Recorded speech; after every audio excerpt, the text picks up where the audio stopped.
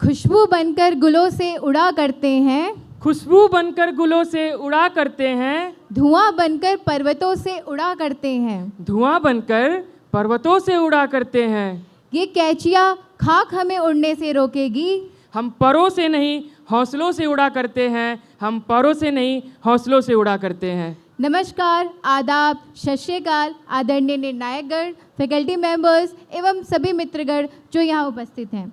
मैं शिवांगी राय और हमारे मित्र हिमांशु राज आज इस वार्षिक पर्व के एस्पेरेंजा 4.0 के तीसरे दिन का आगाज करते हैं। उटिष्ठ जागृत प्राप्य वरानी बोधत, उठो जागो और तब तक ना रुको जब तक तुम्हें तुम्हारी लक्ष्य की प्राप्ति ना हो जाए। हिमांशु, ये लाइन कहीं उन्हीं महापुरुष की तो नहीं? बिल्कुल शिवांगी, ये लाइन उन्हीं महापुरुषों की है जैसे स्वामी विवेकानंद जी की है, जिन्होंने हिंदी और भारतीय संस्कृति का परचम पूरे विश्व में शिकागो धर्म संसद में लहराया था। हाँ, मुझे भी याद आया, अमेरिका में शिकागो धर्म संसद के बैठक में जब पूरे विश्व भर से आए धर्म गुरुओं ने लेडीज एंड जेंटलमैन कह के संबोधित किया था, तब स्वामी जी ने मेरे प्यारे अमेरिकी भाइयों और बहनों कहकर पूरे संसद में तालियों की गड़गड़ाहट उठी थी। विश्व स्तर पर हिंदी की श्रेष्ठता होते हुए भी आज आधुनिक युग में ये गलत अवधारणा भी बन गई है कि सभा में अगर हम अंग्रेजी शब्द का उपयोग नहीं करते हैं तो हमें शर्मिंदगी महसूस होती है। ऐसा आप लोग ने भी देखा होगा, क्यों शिवांगी? बिल्कुल हिमांशु, तो आइए हम सबका कर्तव्य है कि हम अपनी मातृभाषा के आंचल का संरक्षण करें। इस भावना को व्यक्त करने के लिए हम लाए हैं वाद विवाद प्रतियोगिता, जहां विचारों का संगम, दृष्टिकोणों का टकराव और ज्ञान का प्रदर्शन होता है। सबसे पहले हम अपने निर्णायक मंडल का हृदय से आभार व्यक्त करते हैं, जिन्होंने इस प्रतियोगिता का निर्णायक बनना स्वीकार करके इस कार्यक्रम की गरिमा बढ़ाई। तो जोरदार तालियों की करतल ध्वनि से स्वागत करें आदरणीय डॉक्टर प्रभात कुमार पांडे सर जी का। अब बिना किसी विलंब के इस प्रतियोगिता का आगाज करते हैं, जिसका विषय है नारीवाद सामाजिक संरचना के लिए विनाशकारी है, जिसके नियम कुछ इस प्रकार हैं। प्रत्येक MBBS और नर्सिंग बैच का प्रतिनिधित्व करते हुए 2 लोग की एक टीम मंच पर आएगी, जिसमें एक प्रतिभागी विषय के पक्ष और दूसरा विपक्ष में अपने विचार प्रस्तुत करेंगे। हर प्रतिभागी के पास 3.5 मिनट का समय होगा, जिसमें पहली घंटी 3 मिनट पर बजा करके उनको सचेत कर दी जाएगी और आखिरी घंटी 3.5 मिनट पर बजा दी जाएगी। यदि प्रतिभागी द्वारा समय सीमा को लांघ दिया जाता है तो उसके अनुरूप अंक काट दिए जाएंगे। इसके बाद प्रश्नोत्तर राउंड होगा, जिसमें जजेस और प्रतिद्वंदी अपना प्रश्न करेंगे। यदि किसी वक्ता से अगर प्रश्न नहीं पूछा जाता है तो उस वक्ता को उस प्रश्नोत्तर राउंड में पूर्ण अंक दिए जाएंगे। हिमांशु, रूल्स तो बहुत हो गए, तो अब विचारों के घमासान युद्ध की ओर बढ़ें। बिल्कुल बढ़ना चाहिए। तो जोरदार तालियों से स्वागत करें पहले प्रतिभागी नर्सिंग बैच की आकांक्षा को, जो इस विषय के पक्ष में विचार रखेंगी।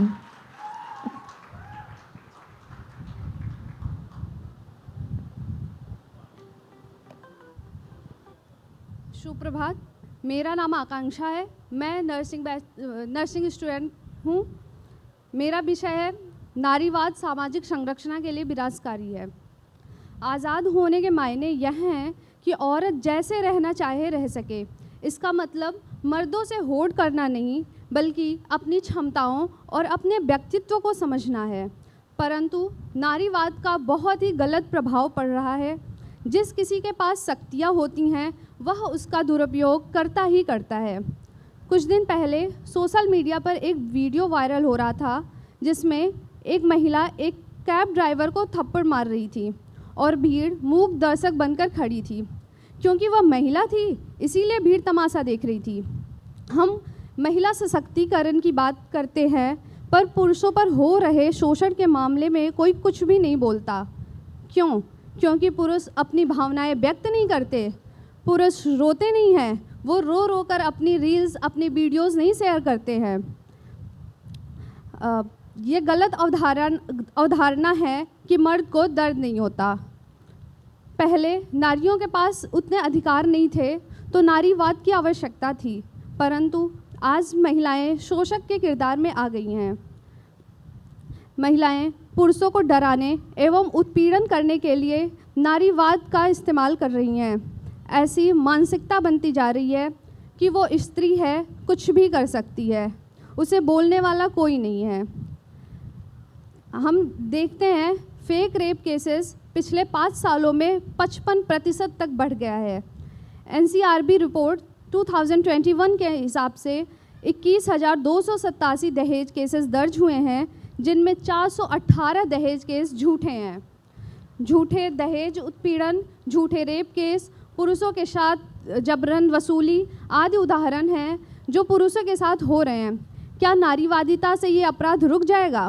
कभी कभी झूठे केस के चक्कर में पुरुषों को 10 साल तक की सज़ा मिलती है, जिससे उनके जीवन का अमूल्य पल है, अपितु उन्हें मानसिक एवं सामाजिक प्रताड़ना का भी शिकार होना पड़ता है और सबकी नज़रों में वो दोषी ही रहते हैं। हम सभी बच्चे या कोई पुरुष जब थक हार कर घर जाता है तो वह यही उम्मीद करता है कि कोई तो होगा जो हमारा हाल पूछेगा, दिन भर की बातें हम उससे शेयर कर सकेंगे, वो हमसे एक गिलास पानी पूछेगी।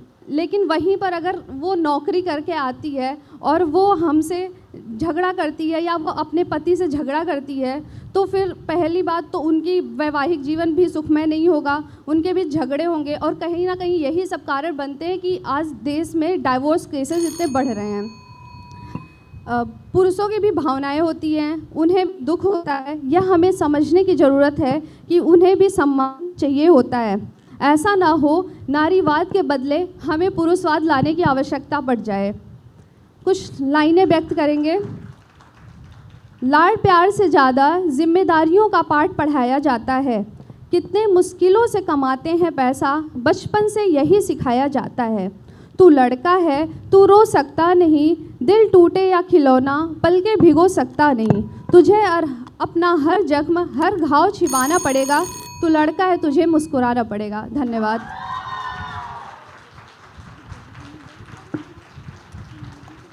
अब मैं प्रतिद्वंदी समूह से निवेदन करती हूँ कि वो अपना प्रश्न पूछें। यहाँ उपस्थित सभी लोगों को सबसे पहले मेरा कोटि कोटि प्रणाम। और आकांक्षा, सबसे पहले मैं आपकी प्रशंसा करना चाहूँगी कि आपने बहुत ही अच्छा बोला, लेकिन आप शायद विषय में चूक गई। विषय मर्द सशक्तिकरण नहीं था, विषय था नारीवाद। और अगर आप ये कह रही हैं कि औरत अगर नौकरी करके आती है और अपने घर में झगड़ा करती है, तो ये बताइए क्या मर्द ये काम नहीं कर सकता? और जब नारीवाद का उद्देश्य यही है कि महिला और पुरुष को एक समान रूप से अवसर प्रदान किया जाए, तो ये हानिकारक कैसे है?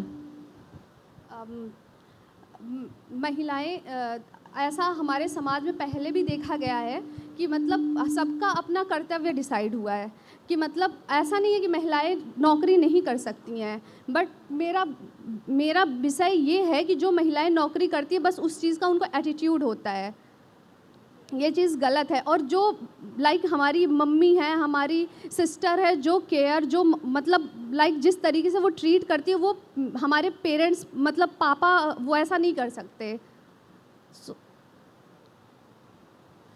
आपने ये बोला कि अगर एक औरत नौकरी कर रही है तो उसको इस चीज़ का घमंड होता है। हम सभी लोग यहाँ पे उपस्थित हैं, ज़्यादा से ज़्यादा मुझे औरतें ही यहाँ पे दिख रही हैं, लड़कियाँ ही यहाँ पे दिख रही हैं। क्या आपको इस बात का घमंड है कि आप नौकरी करोगे, आप उसी एक जगह पे जाओगे, उसी हॉस्पिटल में काम करोगे जहाँ पे मर्द भी हैं, और आपको इस चीज़ का घमंड होगा? आपको अपने ऊपर प्राउड फीलिंग नहीं आएगी कि आप भी उस मंच पर हैं, एक समान क्षेत्र में हैं? आपका पॉइंट सही है, बट मेरा ऐसी महिलाओं के लिए है जो इस चीज़ पे घमंड करती हैं। अब सभी नहीं करते, बट ऐसा करती हैं, तभी तो इतने सारे डाइवोर्स केसेस होते हैं।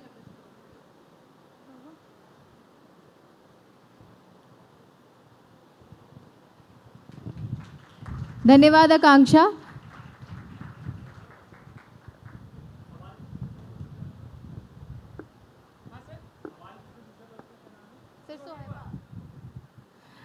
अब मैं आदरणीय सर से निवेदन करती हूँ कि वो भी प्रश्न पूछकर इनके विचारों के मंथन की सैलाब को बहलाएं। नहीं, शोएबा ने बहुत अच्छा मतलब सवाल किया, पॉइंट बहुत उसने सही रेज किया कि यहाँ बात हो रही थी नारीवाद में कि उसके क्या इम्प्लीकेशंस हैं या उसके क्या समाज पे दुष्प्रभाव हैं। और मतलब ठीक है, तुमने पुरुषों की बात कही कि फेक रेप केसेस की भी बात कही और फेक डाउरी केसेस की भी बात कही, एनसीआरबी का डेटा कोट किया, लेकिन तुमने एनसीआरबी का रेप केसेस का डेटा मतलब ठीक से इवेलुएट नहीं किया कि सबसे ज़्यादा पर कैपिटा रेप कहाँ पे होते हैं भारत में, और कितने रेप केसेस रिकॉर्ड होते हैं। जैसे मैं एक छोटा सा उदाहरण दे रहा हूँ, कल मेरी ओपीडी में एक बच्ची आई, क्लास 9th की बच्ची थी, उसका अल्लाह का फ्रैक्चर था, बोथ बोन, और सिर्फ इसलिए टूट गया कि उसका बाप शराब पी के आया था और रात को उसको मार दिया था। और ये केस कहीं रिपोर्ट नहीं होगा, कोई मेडिको लीगल इम्प्लीकेशन नहीं होने वाला है। तो इसमें मतलब पुरुषों का ठीक है सशक्तिकरण होना चाहिए, सब पूरे समाज का होना चाहिए, लेकिन ये कहना कहाँ तक उचित होगा कि रेप केसेस के क्योंकि फॉल्स एलिगेशंस लग रहे हैं या डॉरी के फॉल्स एलिगेशंस लग रहे हैं तो उसका जो लॉ है उसको अमेंड करना चाहिए, ये कहाँ तक ठीक होगा?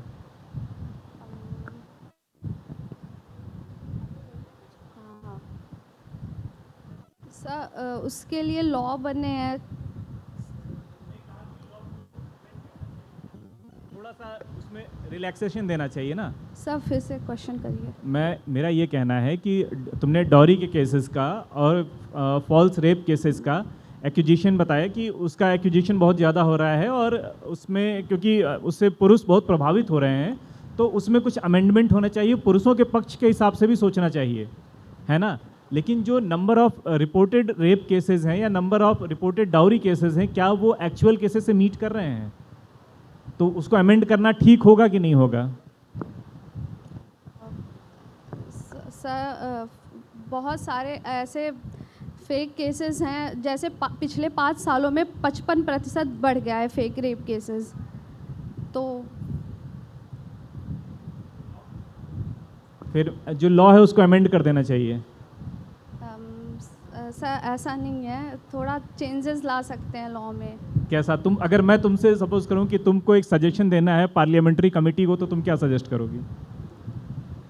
सर ये सजेशन देंगी कि सबसे पहले जैसे महिलाएं कोई फेक एफआईआर दर्ज करती हैं तो पहले ही ना मान लिया जाए कि मतलब मेल गलत होगा, उसका अच्छे से निष्पक्ष जांच होना चाहिए। चलो ठीक, थैंक्स। धन्यवाद सर, धन्यवाद आकांक्षा। अब मैं विपक्ष से नरसिंह बैस से प्राची को बुलाना चाहूँगी जो इस विषय के विपक्ष में बोलेंगे। प्राची।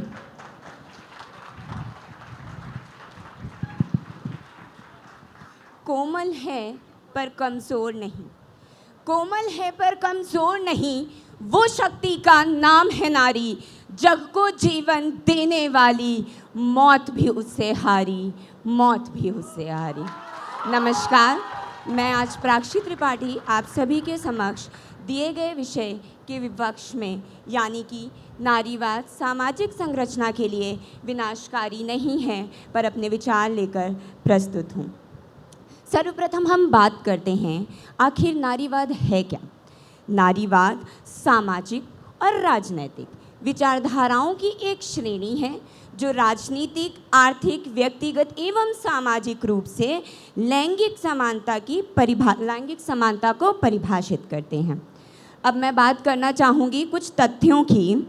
जैसा कि देखा जाए विश्व बैंक के अनुसार यदि महिलाओं के पास समान कार्यबल भागीदारी दर हो तो वैश्विक जीडीपी 12 ट्रिलियन तक बढ़ सकती है।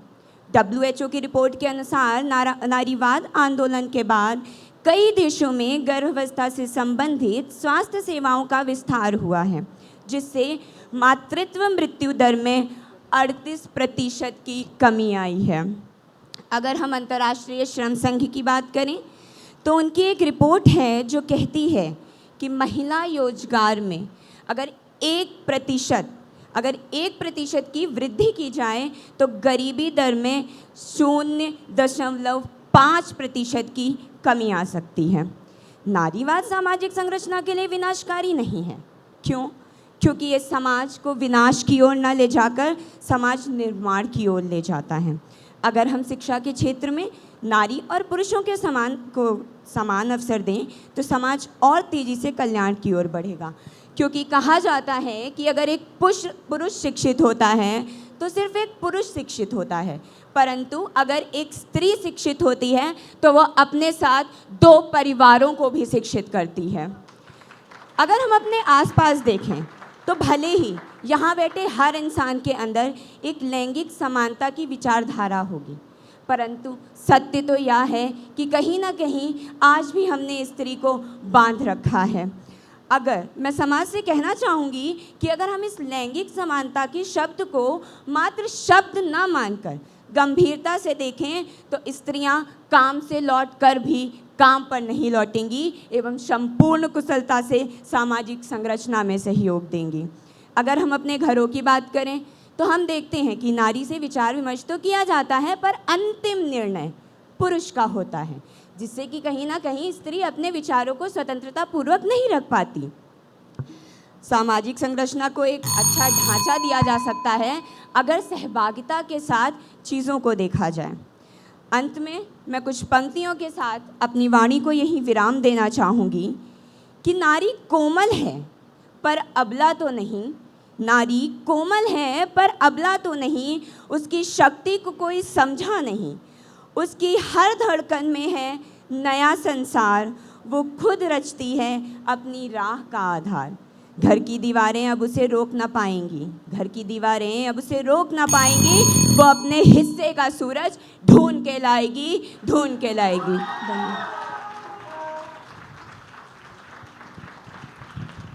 धन्यवाद प्राची। अब मैं प्रतिद्वंदी समूह से आग्रह करना चाहूँगा कि वो अपना प्रश्न पूछे। आपने काफ़ी उत्कृष्ट भाषण दिया। क्या आप मानती हैं कि समान काम के लिए महिला और पुरुष को समान वेतन या भत्ता मिलना चाहिए?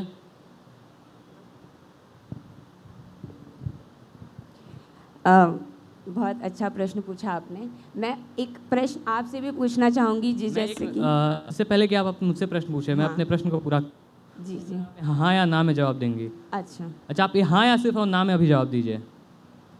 एक बार फिर से प्रश्न पूछेंगे? क्या आप मानती है कि समान काम के लिए महिला और पुरुष को समान वेतन और भत्ता मिलना चाहिए? बिल्कुल। अच्छा, अगर ऐसा है तो फिर ऐसा क्यों है जब फिल्में बनती हैं तो जो अभिनेत्रियाँ होती हैं उनका जो वेतन होता है, जो कैमरामैन, स्पॉट बॉय, जो कि अभिनेत्री से 2 गुना ज़्यादा काम कर रहे होते हैं, दिन और रात काम कर रहे होते हैं और कई सारी कमियों में काम कर रहे होते हैं, तो उनकी जो तनख्वाह होती है वो हज़ारों में क्यों होती है और अभिनेत्रियों की तनख्वाहें करोड़ों में क्यों होती है? क्या ये मतलब आप इसे लैंगिक असमानता कहेंगे या फिर कुछ क्योंकि हम एक कैपिटलिस्ट वर्ल्ड में आज जी रहे हैं, इसे हम एक इकोनॉमिक डिस्पैरिटी कहेंगे। पहले मैं आपको बताना चाहूँगी, जैसा कि आपने कहा कि उन्हें वहाँ पर ज़्यादा वेतन या जो भी पैसे हैं वो मिल रहे हैं, तो मैं ये आपसे पूछना चाहूँगी क्या अगर कभी कोई पिक्चर में कोई ऐसा सीन होता है जिसके लिए एक्टर ट्रोल किए जाते हैं, तो मोस्टली हम देखते हैं कि जो ट्रोलिंग हो रही होती है वो एक्टर एंड एक्ट्रेसेस की हो रही होती है। Most of the time actresses वो फेस कर रही होती हैं, तो अगर देखा जाए तो उनके वर्क को और जो कैमरामैन है उन दोनों के वर्क को एक समानता देना थोड़ा सा गलत होगा। और एक सेकेंड, जैसे कि आपने कहा कि लैंगिक समानता की बात की, तो मैं इस पर यह कहना चाहूँगी, शायद आपको पता होगा, भले ही बहुत सारी जगहों पर एक समानता दी गई है स्त्रियों को, परंतु आज भी डिफेंस के क्षेत्र में स्त्रियां बहुत पीछे हैं, बहुत मतलब बहुत। और शायद आप उसका एक ये उत्तर दे सकते हैं कि स्त्रियां शारीरिक रूप से उतनी मजबूत नहीं हैं, तो मैं उसका ये उत्तर देना चाहूँगी, जब एक स्त्री एक बच्चे को जन्म देती है तो एक साथ 40 हड्डियां टूटने का जितना दर्द होता है ना, वो उतना दर्द सह रही होती है, और इसके बाद भी हमारा समाज कहता है कि एक नारी शारीरिक रूप से इतनी अच्छी नहीं होती है कि वो डिफेंस में जा सकती है। देखिए, ये आप कृपया मैं आपसे एक निवेदन करना चाहूँगा कि डिफेंस एक बहुत ही संवेदनशील विषय है। अगर आप विज्ञान की माने, अगर आप भावनाओं में ना बहे, तो मैं आपको एक बात बताना चाहूँगा, विज्ञान की माने तो पुरुष कहीं ना कहीं इन कामों के लिए, से डिफेंस के कामों के लिए, जहाँ पर रात भर दिन भर आपको नींद खराब हो जाती है, जहाँ पर रात दिन भर नींद खराब हो जाती है, जहाँ पर शक्ति की आवश्यकता है, दिमाग की शक्ति की आवश्यकता है, वहाँ पर पुरुष कहीं महिलाओं से बेहतर है। पुरुषों की शारीरिक बनावट महिलाओं से विज्ञान ये हमें बताता है कि ज़्यादा मजबूत है। ये वजह है कि डिफेंस में आज भी पुरुष महिलाओं से काफ़ी ज़्यादा है। मैं इसका आपको इससे उत्तर पहले कि देना आप कुछ चाहूंगी। मैं आपको एक बात बताना चाहता हूँ। जो भारतीय स्पेशल फोर्सेज में है, उनमें जो भारत के पूर्व स्पेशल फोर्सेज के जो सैनिक हैं वो बताते हैं कि ऐसे कई बार हुआ है कि महिलाएं आई तो है ज्वाइन करने प्रोबेशन, लेकिन वो कभी भी एक दिन से ज़्यादा टिक नहीं पाती है, क्योंकि भारतीय स्पेशल फोर्सेज की ट्रेनिंग और उनकी जो कहते हैं ना ट्रेनिंग पीरियड इतनी कठिन है कि महिला आज तक किसी महिला उसे क्लियर नहीं कर पाई है। उसे सिर्फ आज तक पुरुष ही क्लियर कर पाए हैं। इस बात पे उत्तर देना चाहूँगी मैं कि पहली बात तो हम और आप कोई नहीं होते कि हम ये डिसाइड कर पाएँ कि अगर सामने खड़ी नारी शारीरिक रूप से कितनी स्वस्थ है। मेरा कहने का मतलब ये है कि हमें डिफेंस के क्षेत्र में उतनी समानता मिलनी चाहिए कि अगर 50 सीटें पुरुषों के लिए हैं तो 50 महिलाओं के लिए भी होनी चाहिए। एक सेकेंड, और जो आपने शारीरिक वाली बात की कि शारीरिक रूप से इतना सही नहीं होती हैं, उसमें ये कहना चाहूँगी, शायद आपको पता हो जितने भी सरकारी नौकरियां हैं उन सब में एक मेडिकल होता है और फिजिकल भी होता है। आप एक बराबर सीट तो दो, आप उन्हें मौका ही नहीं दे रहे हो कि वो खुद को प्रूव कर पाएं। आप एक बराबर सीट दो, अगर वो नहीं कर पाती हैं तो आप फिजिकल से उन्हें डिस्क्वालीफाई कर दो। माफ़ कीजिएगा, लेकिन मैं आपको एक बात बताना चाहता हूँ कि डिफेंस एक बहुत ही संवेदनशील टॉपिक है। इस पर किसी भी प्रकार का आरक्षण देना जैसे नारियों को मिलते हैं, मुझे कहीं भी सही नहीं लगता। और सच बताऊँ तो भारतीय डिफेंस में ऐसी बहुत सारे नियम लाए गए हैं और उन्होंने प्रयास भी किया है जिससे कि इंक्लूसिविटी को बढ़ाया जा सके, लेकिन फिर भी आज भी नारी जो होती हैं काफ़ी, मैं ये कह के ख़त्म करना चाहता हूँ, आज भी जो संसार के कुछ बहुत मुश्किल काम हैं जैसे ब्रिक लेइंग, जैसे कि डिफेंस की आपने बात कही और फायर फाइटिंग की बात कही, तो उसमें 99% जो कार्यकर्ता है वो सिर्फ मर्द हैं। महिलाएं उस चीज़ों में नहीं आती हैं, बल्कि प्रयास किया गया है कि आने नहीं दिया जा रहा है। आंकड़े तो ये नहीं बताते हैं।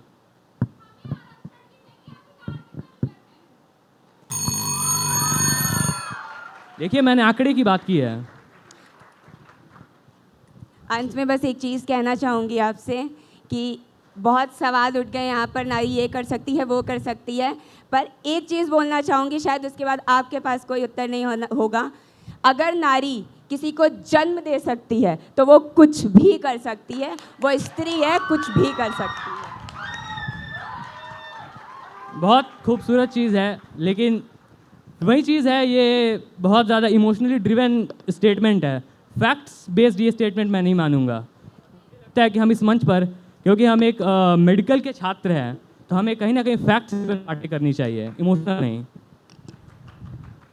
धन्यवाद प्राक्षी, धन्यवाद प्राक्षी। आप इस बहुत ही आपने जो फैक्ट की बात की, तो जो मैंने बताया था कि लाइक 40 बोन्स जब एक साथ ब्रेक होती हैं उतना पेन वुमेन जो होती है एक बार सहती है, वो फैक्चुअल ही है। आप एक बार उसे जाके गूगल करिएगा या थोड़ा सा देखेंगे, वो फैक्ट वाली बात थी। Thank you so much. धन्यवाद प्राक्षी। आपका ये विवाद काफ़ी लंबा रहा बट काफ़ी शानदार रहा। अब मैं आदरणीय निर्णायक गण से निवेदन करता हूं कि वे अपना प्रश्न प्राक्षी से पूछे। Thank you. मुझे लगता है कि मंगलम का 2-3 दिन में ब्रेकअप हो जाएगा जो लेकिन तुम्हारी बातें सही हैं, फैक्ट्स के हिसाब से मतलब डिस्कस, क्योंकि ये डिबेट हो रहा है तो डिबेट में इमोशंस के ऊपर फैक्ट्स रखने चाहिए, ये मेरा मानना है। और मेरा जो सवाल है तुमसे प्राक्षी, वो ये है कि लैंगिक समानता से तुम क्या समझती हो? लैंगिक समानता से ये समझना है कि हम अगर देखें तो हम आजकल अगर कोई स्त्री है, भले हम जितनी ऊंची विचारधारा के हों, हम स्त्री को देख के कहीं ना कहीं एक हमारे अंदर आज भी ये चीज़ आती है कि ये बेचारी है। तो बस लैंगिक समानता से उतना कहना है मेरा कि आप हमें बेचारी, लाचार, अबला मत समझो, बस अपने बराबर का एक अधिकार तो दो, फिर देखो हम क्या नहीं कर सकते हैं। नहीं, ठीक है, ये तुमने जो बोला ये तुम्हारी इच्छा है या आकांक्षा हो सकती है। मेरा वो है कि सोशलिज्म में जो हम जो शब्द बात करते हैं समाजवाद में, सोशलिज्म में जो नारी या समानता, नारीवाद या लैंगिक समानता है, उसका अर्थ जैसे अभी बोला कि अधिकार, मतलब भारत में जो पढ़ाया जाता है सोशियोलॉजी में, वो ये है कि पुरुषों के जो अधिकार मिले हैं वैसे अधिकार महिलाओं को मिलने चाहिए। तो तुम इसकी पक्षधर हो कि नहीं हो, ये बस। हाँ सर, बिल्कुल पक्षधर हूँ, क्योंकि अगर देखा जाए सिर्फ अगर अभी पुरुष काम कर रहे हैं तो अगर आज के बाद कुछ समय बाद पुरुष के साथ साथ उतने ही स्तर में स्त्रियां भी काम कर रही होंगी, तो कहीं ना कहीं ओवरऑल वो हमारी कंट्री का डेवलपमेंट करेगा, जैसा कि मैंने अपने डिबेट में भी बताया था ठीक कि ठीक ठीक जीडीपी को तुमने बढ़ा जो बोला, देगा। तुमने मैं फिर इस पे क्रॉस क्वेश्चन करूंगा। तुमने बोला कि अगर जो महिला प्रतिभागिता है हमारी वर्क फोर्स में, उसमें 1% की बढ़ोतरी हो तो हमारी जो गरीबी है, वैश्विक गरीबी, उसमें 0.5% की कमी आएगी। तो तुम सिर्फ जीडीपी के मायने में ग्रोथ को समझती हो, या जैसे हमारे बगल में एक देश है छोटा सा भूटान, वहाँ पे इंडेक्स ऑफ हैप्पीनेस है, ग्लोबल इंडेक्स ऑफ हैप्पीनेस है, तो परिवार की संरचना है। पश्चिम में परिवार की संकल्पना या संरचना नहीं है ना? तो क्या हम पश्चिम का जो ग्रोथ मॉडल है उसको एज इट इज़ उतार लें? जैसे उनके यहाँ जो डिवोर्स रेट की तुमने बात की, डिवोर्स रेट उनके यहाँ 55% से 60% के आसपास है। वो आज किसी के साथ हैं, कल किसी के साथ हैं, ठीक ना? तो ये जो परिवार की संरचना है, ये भारत की जो वर्क फोर्स का डिस्ट्रीब्यूशन है उसकी वजह से है। तो अगर हम उसको छोड़ करके, या तुमने कहा कि मतलब जो घर की दीवारें अब रोक नहीं पाएंगी, तो घर की दीवारें तोड़ के अगर महिलाएं बाहर जाएं या महिलाएं सोशल काम में इन्वॉल्व हों तो घर कैसे बनेगा? ये बस प्रश्न है। सर पहले तो ये चीज़ पूछना चाहूँगी, क्यों सर ये घर चलाना और सारे दुख दर्द स्त्रियों के ही हिस्से में क्यों है? ठीक ठीक, पुरुष क्यों नहीं घर तुम्हारा चला जो तुम्हारा सकते? सवाल है, तुम्हारे हिसाब से घर चलाना छोटा काम है, बच्चा पैदा करना छोटा काम है, नहीं। घर और मतलब कि पूरे परिवार को के इमोशंस को नर्चर करना, जो तुमने बोला कि उसको दुख दर्द झेलना, वो छोटा काम है? या किसी हॉस्पिटल को चलाना है, किसी बैंक को चलाने से छोटा काम है ये? नहीं। तो तुम अपनी बात को खुद ही मैं कॉन्ट्रडिक्ट कर ये रहे हो। कहना चाहती हूँ कि सिर्फ स्त्री ही क्यों, पुरुष भी तो कर सकते हैं सर घर का काम। और मेन चीज़ सर ये दोनों मिलकर कर सकते हैं, और अगर दोनों मिलकर करेंगे तो कहीं ना कहीं परिवार में वो एक प्यार भी बना रहेगा और दोनों साथ में ग्रो भी कर पाएंगे। चलो बढ़िया बढ़िया, ठीक ठीक, धन्यवाद। Thank you sir, thank you Prachi. Himanshu, काफ़ी शानदार प्रदर्शन रहा अभी तक के प्रतिभागियों का। बिल्कुल शिवांगी। वैसे घर में सबसे ज़्यादा जिज्ञासु कौन होते हैं? और कौन, घर के सबसे छोटे बच्चे, जो विचारों का मंथन करने में बड़ों बड़ों का होश उड़ा देते हैं। तो आइए जोरदार तालियों से स्वागत करें हमारे जूनियर मोस्ट MBBS बैच 2023 के मंगलम का, जो इस विषय के पक्ष में बोलेंगे। आप सभी को मेरा प्रणाम और नमस्कार।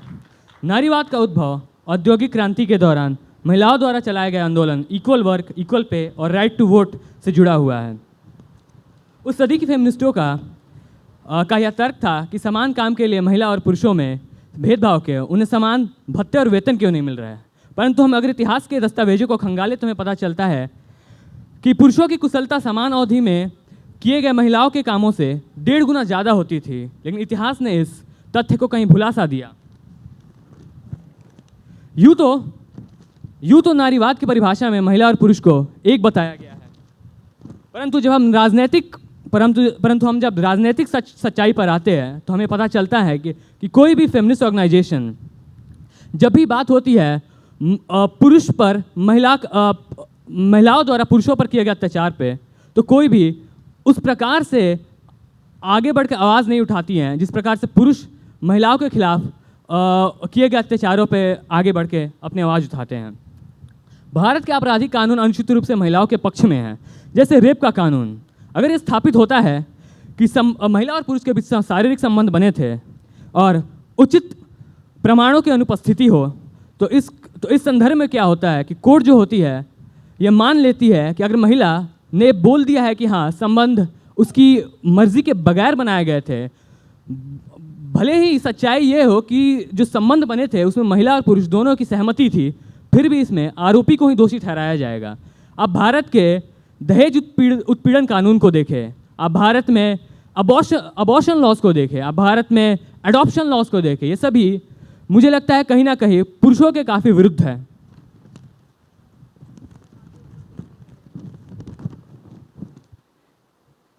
ये ऐसे नियम हमारी सरकार ने ऐसे ही नहीं डाल दिए। हमारी सरकार पर अग्रणी फेमिनिस्ट ऑर्गेनाइजेशंस ने बहुत ज़्यादा दबाव डाला था कि आप इन नियमों को लेकर आइए। ये आपकी राजनीतिक विफलता है। आप सिर्फ वैचारिक रूप से अपने आप को नहीं आगे रख सकती, आपको राजनीतिक रूप से भी अपने आप को आगे रखना पड़ेगा। मुझे लगता है कि नौ नारीवाद की अगर आप विचारधारा को देखें तो हर प्रकार के अबॉर्शन को सही ठहराती है। नारीवाद की विचारधारा में कहीं ना कहीं भारतीय सामाजिक और पारिवारिक मूल्यों के साथ समझौता दिखाई देता है। तभी तो आप देखिए इसका दुष्प्रभाव है देश और दुनिया में व्यापक तौर पर बढ़ता हुआ डाइवोर्स रेट के केसेस। हालिया एक फिल्म आई थी जिसमें अभिनेता द्वारा अभिनेत्री को थप्पड़ मारा जाता है, तो क्या होता है कि जो अग्रणी फेमिनिस्ट ऑर्गेनाइजेशन थी वो आती है और बोलती है इसे बैन करो, लेकिन परंतु किसी को भी इस बात से आपत्ति नहीं थी कि उसी फिल्म में महिला ने पुरुष को कई बार थप्पड़ मारा था। हमारे फिल्मों में ऐसा दिखाया जाता है कि अगर पुरुष महिला को थप्पड़ मारे तो उसे एक हॉरर सीन की तरह दिखाया जाता है, लेकिन अगर महिला एक पुरुष को थप्पड़ मार दे तो उसे कॉमेडी सीन की तरह दिखाया जाता है। मैं लिंग के आधार पर हो रहे भेदभाव का विरोधी हूँ और समानता का पक्षधर, परंतु मेरा विरोध इस बात से है कि नारीवादी आंदोलनों के कारण कहीं ना कहीं पुरुषों के अधिकार और सामाजिक और पारिवारिक मूल्यों का हनन हुआ है।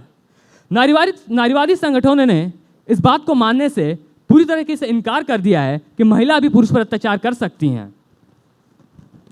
मुझे लगता है कि कोई भी विचारधारा पूर्णतः सही या गलत नहीं होती।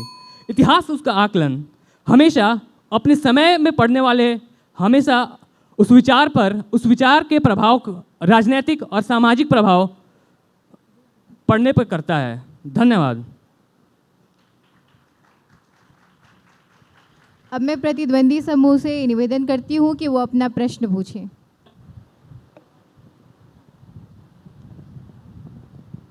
बहुत खूब कहा आपने, पर अभी मेरे कुछ सवाल हैं। जैसे कि क्या आप मानते हैं कि महिलाओं को आर्थिक और सामाजिक रूप से सशक्त बनाने से समाज में असंतुलन आएगा? बिल्कुल नहीं।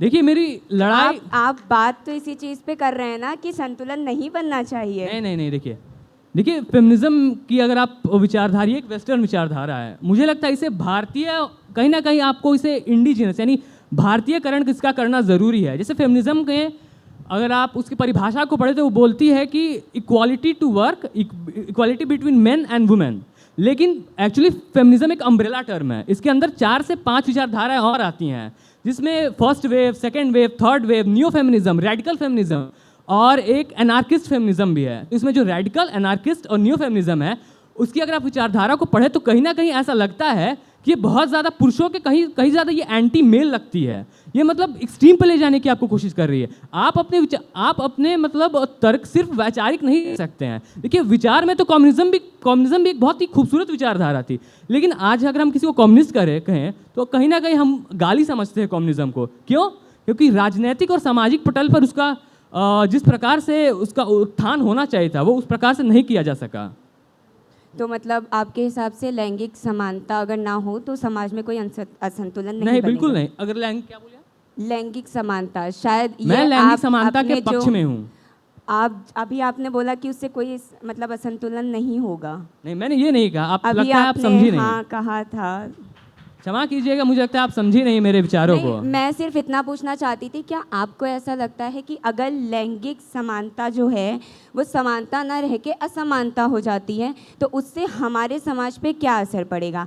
आपने उसका उत्तर दिया था कि कोई असर नहीं पड़ेगा और आप लैंगिक समानता के लिए ऐसा मैंने, अगर आपने मेरे भाषण को सुना है तो मैंने ऐसा बिल्कुल भी नहीं कहा। अभी जो आपने बोला तो अब उत्तर बिल्कुल भी नहीं कहा। मेरा ऐसा बिल्कुल भी, अगर आपको ऐसा लगा तो मैं ऐसा क्षमा मांगना चाहूँ। मुझे नहीं लगता कि लैंगिक समानता देने समाज में असंतुलन बढ़ेगा, और मैं इस बात को और ये बात सत्य है।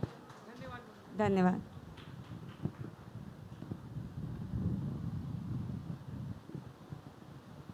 धन्यवाद मंगलम। अब मैं निर्णायक सर से निवेदन करती हूँ कि वो अपना प्रश्न पूछें। मेरा सवाल अभी भी वही पुराना वाला रहेगा जो मैंने आकांक्षा से पूछा था कि तुम बोल रहे हो कि फॉल्स रेप केसेस होते हैं, फॉल्स डॉरी केसेस होते हैं, तो उसमें मतलब कुछ अमेंडमेंट करना चाहिए, है ना, पुरुषों के हिसाब से भी सोचना चाहिए। तो मेरा फिर वही सवाल है कि जो रिपोर्टिंग है और जो एक्चुअल केसेस हैं वो क्या बराबर हैं? नहीं सर, इसमें कहीं ना कहीं मुझे लगता है कि फैक्चुअली कहीं ना कहीं हमें इस पर और ज़्यादा स्टडी करने की ज़रूरत है, क्योंकि मेरा मानना है कि जिस प्रकार से महिलाओं पर पुरुषों का अत्याचार को स्टडी किया गया है, उसी प्रकार से महिला कैसे पुरुषों पर अत्याचार करती है, इस प्रकार से खास ना तो बात की जाती है, ना ही इस पर एविडेंसेस उतने मौजूद है। तो मेरा ये मानना है कि हमें इस पर और ज़्यादा स्टडी करने की ज़रूरत है। ठीक।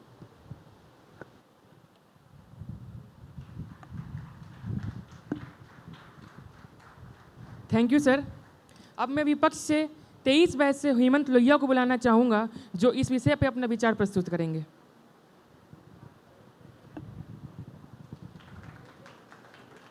सादर नमस्कार आदरणीय निर्णायक मंडल, वरिष्ठगण एवं मेरे प्रिय मित्रों। आज हम यहाँ एकत्रित हुए हैं इस विषय पे विचार विमर्श करने के लिए कि क्या नारीवाद सामाजिक संरचना के लिए विनाशकारी है। मैं इस विचारधारा के पूर्ण रूप से विपक्ष में हूँ, क्योंकि नारीवाद न केवल महिलाओं के अधिकारों की रक्षा करता है, बल्कि समाज की प्रगति और विकास को भी सुनिश्चित करता है। नारीवाद का प्रमुख उद्देश्य लैंगिक असमानता को समाप्त करना है। यह पुरुषों और महिलाओं दोनों को समान अधिकार और अवसर दिलाने का आंदोलन है। अगर समाज में असमानता बनी रहती है तो वह समाज के विकास के लिए बाधक बनती है। नारीवाद ने शिक्षा, रोजगार और सामाजिक स्वतंत्रता के क्षेत्रों में महिलाओं को समान अवसर दिलाए हैं। यह समानता समाज को अधिक प्रगतिशील और सहनशील बनाती है। नारीवाद परिवार की पारंपरिक संरचना को तोड़ती नहीं, बल्कि उन्हें सशक्त बनाती है।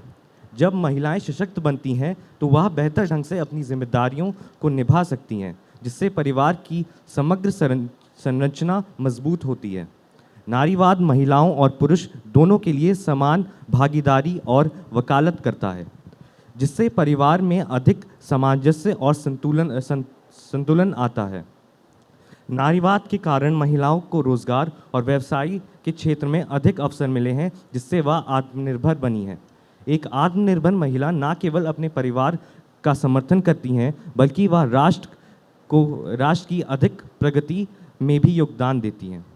जब महिलाएं आर्थिक रूप से सक्षम होती हैं तो वह समाज की समृद्धि में सहयोग देती हैं, जिससे पूरा सामाजिक संरचना को स्थिरता मिलता है।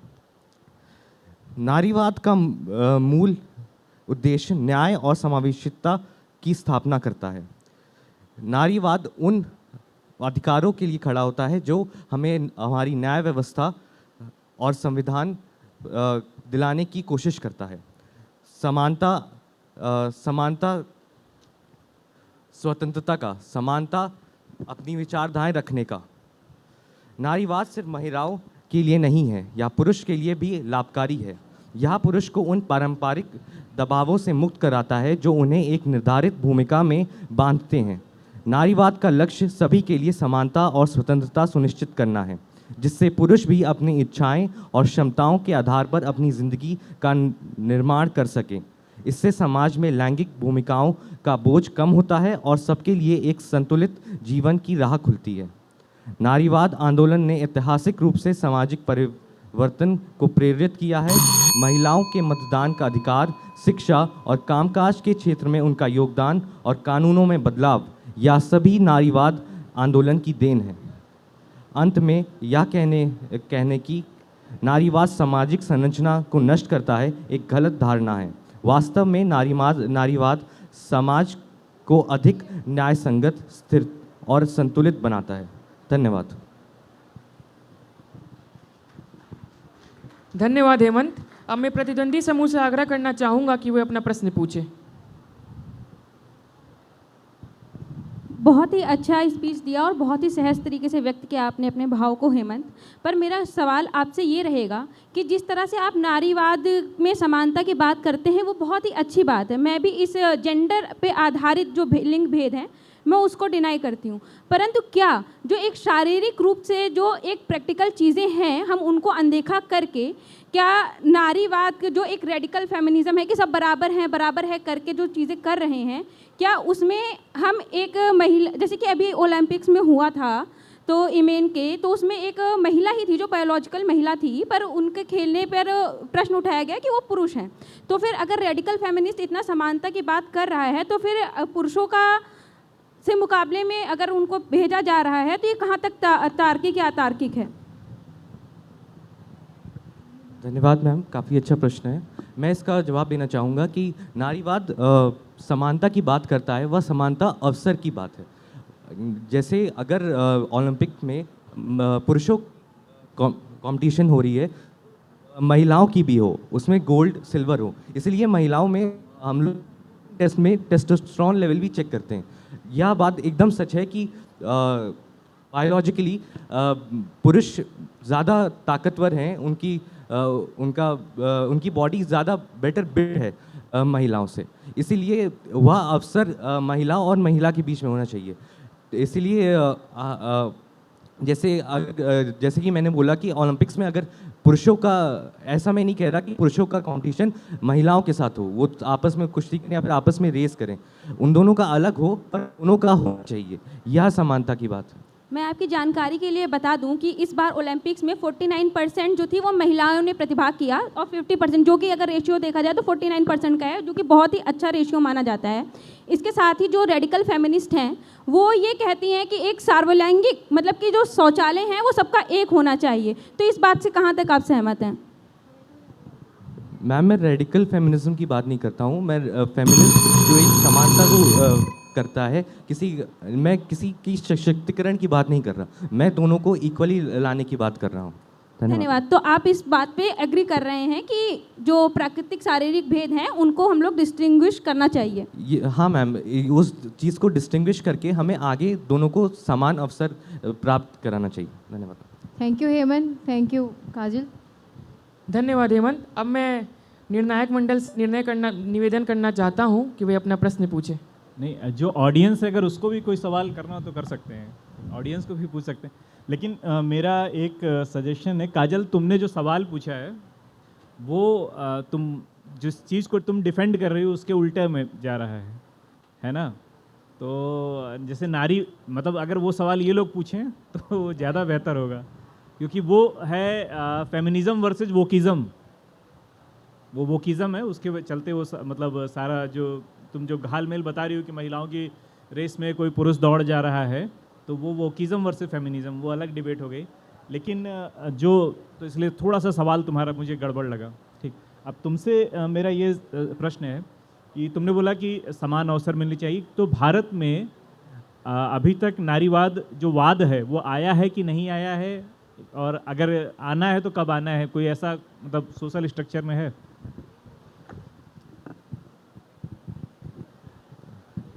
धन्यवाद सर प्रश्न के लिए।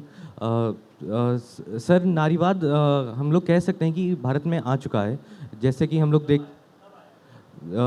देख सकते हैं, जैसे मीटू मूवमेंट स्टार्ट हुआ था, तो वहाँ पे सारी महिलाएं अपने सशक्तिकरण के लिए उनके साथ जो हरासमेंट हुई उसकी वो सब सामने ला रही थी। तो एक तरह से हम कह सकते हैं कि फेमिनिज्म मूवमेंट आ चुका है, वह अपने बातें खुलकर कह सकती हैं, स्वतंत्रता अपने विचारों की स्वतंत्रता व्यक्त कर सकती हैं, तो काफ़ी हद तक फेमिनिज्म आ चुका है।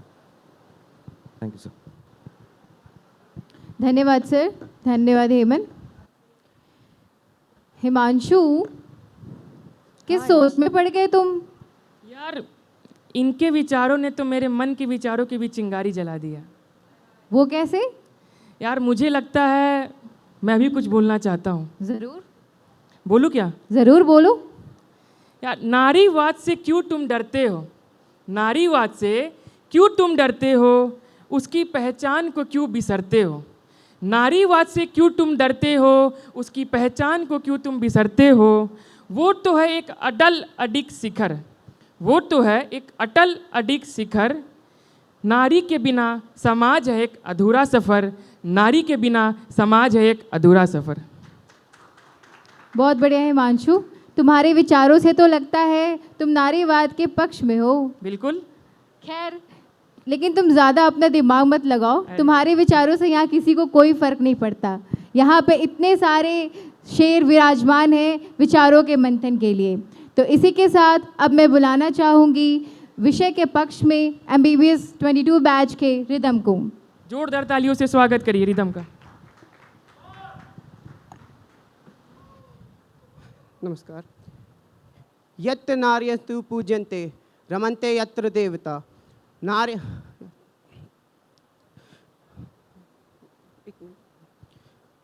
अर्थात जहाँ पे नारी की पूजा होती है वहाँ पे देवता प्रसन्न रहते हैं, और जहाँ पे नारी की पूजा नहीं होती वहाँ पे देव कृपा नहीं होती और किए गए कार्य असफल रहते हैं। नमस्कार सभी को, मेरा नाम रिदम है और मैं MBBS 2022 सत्र का छात्र हूँ। नारीवाद क्या है? ये नारीवाद वहीं 19वीं सदी में शुरू हुए महिलाओं द्वारा सामाजिक, आर्थिक एवं राजनीतिक समानता प्राप्त करने के लिए की गई श्रृंखला वाले आंदोलन को ही नारीवाद कहते हैं।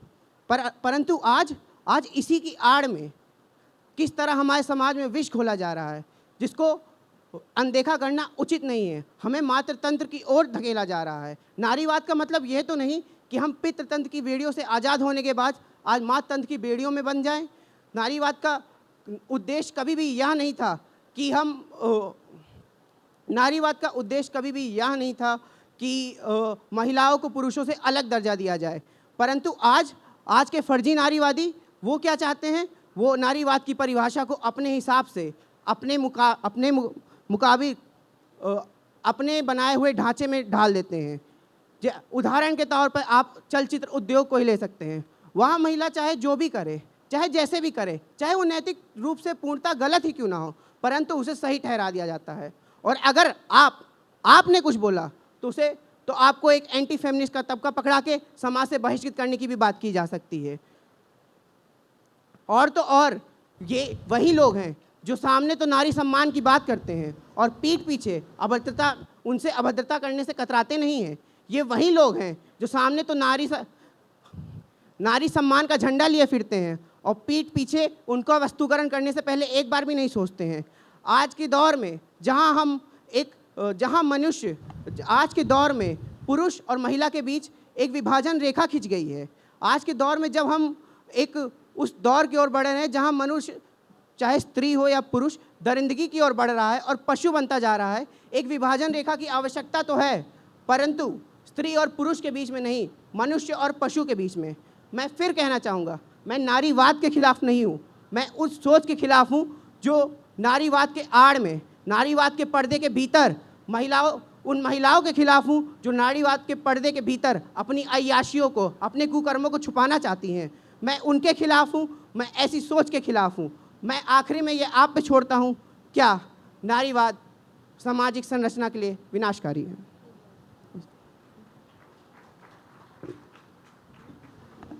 धन्यवाद रिदम। हमारे बीच यहाँ डॉक्टर अरविंद सर उपस्थित हैं, डिपार्टमेंट ऑफ कम्युनिटी मेडिसिन। पूरे ऑर्गेनाइजिंग कमेटी की तरफ से हम आपका इधर से स्वागत करते हैं सर। Thank you sir. अब मैं प्रतिद्वंदी समूह से निवेदन करना चाहूँगा कि वे अपना प्रश्न पूछें। बॉस काफ़ी खूब बोला आपने, उसके लिए आपका आभार। बॉस मैं पूछना चाहूँगा, आपने कहा कि जैसे अभी भी हम लोग महिलाओं और पुरुषों के बीच में, पहले तो मैं पूछना चाहूँगा कि क्या समाज में महिला पुरुष अब बराबर हो गए हैं जो हम नारीवाद को बंद कर सकते हैं, और अगर नहीं हुए तो हम कैसे इस तक पहुँच सकते हैं? नारीवाद ही तो वह रास्ता है जिससे हम दोनों को समानता दिला सकते हैं। बहुत बहुत धन्यवाद आपके प्रश्न के लिए। मैं धन्यवाद देना चाहूँगा कि आपने मुझे और बोलने का मौका दिया। शायद आपने सुना नहीं, मैंने कहा था कि नारीवाद से मुझे दिक्कत नहीं है। नारीवाद वो नारीवाद होना चाहिए जो जब इसकी उत्पत्ति हुई थी, जब जो विचारधारा थी, उस नारीवाद के साथ हम समानता की ओर बढ़ सकते हैं। अभी पूर्णतः समानता आई नहीं है, लेकिन हम उसकी दिशा में ज़रूर हैं। मैं उसके खिलाफ हूँ जो फर्जी नारीवाद अपने कुकर्मों को छुपाने के लिए लोग इस्तेमाल कर रहे हैं।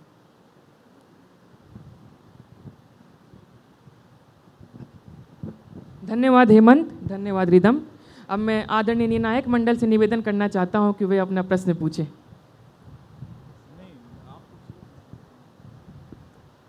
तो तुमने बोला कि जो महिलाएं हैं, है ना, वो जो फेमिनिज्म की बात करती हैं वो अपनी अय्याशियों को छुपाने के लिए फेमिनिज्म का या नारीवाद का चोला उठाती हैं। तो ये बात कहाँ तक सही है? मतलब कि इसलिए हमको नारीवाद पे काम करना बंद कर देना चाहिए? सुप्रभात सर, आपको मेरा सादर प्रणाम। सर, अधिकतर देखा गया है कि कोई भी अच्छी चीज़ आती है तो उसको किस तरह से दुरुपयोग करना है, ये समाज में उससे पहले पहुंच जाता है कि उसको अच्छे से कैसे उपयोग करना है।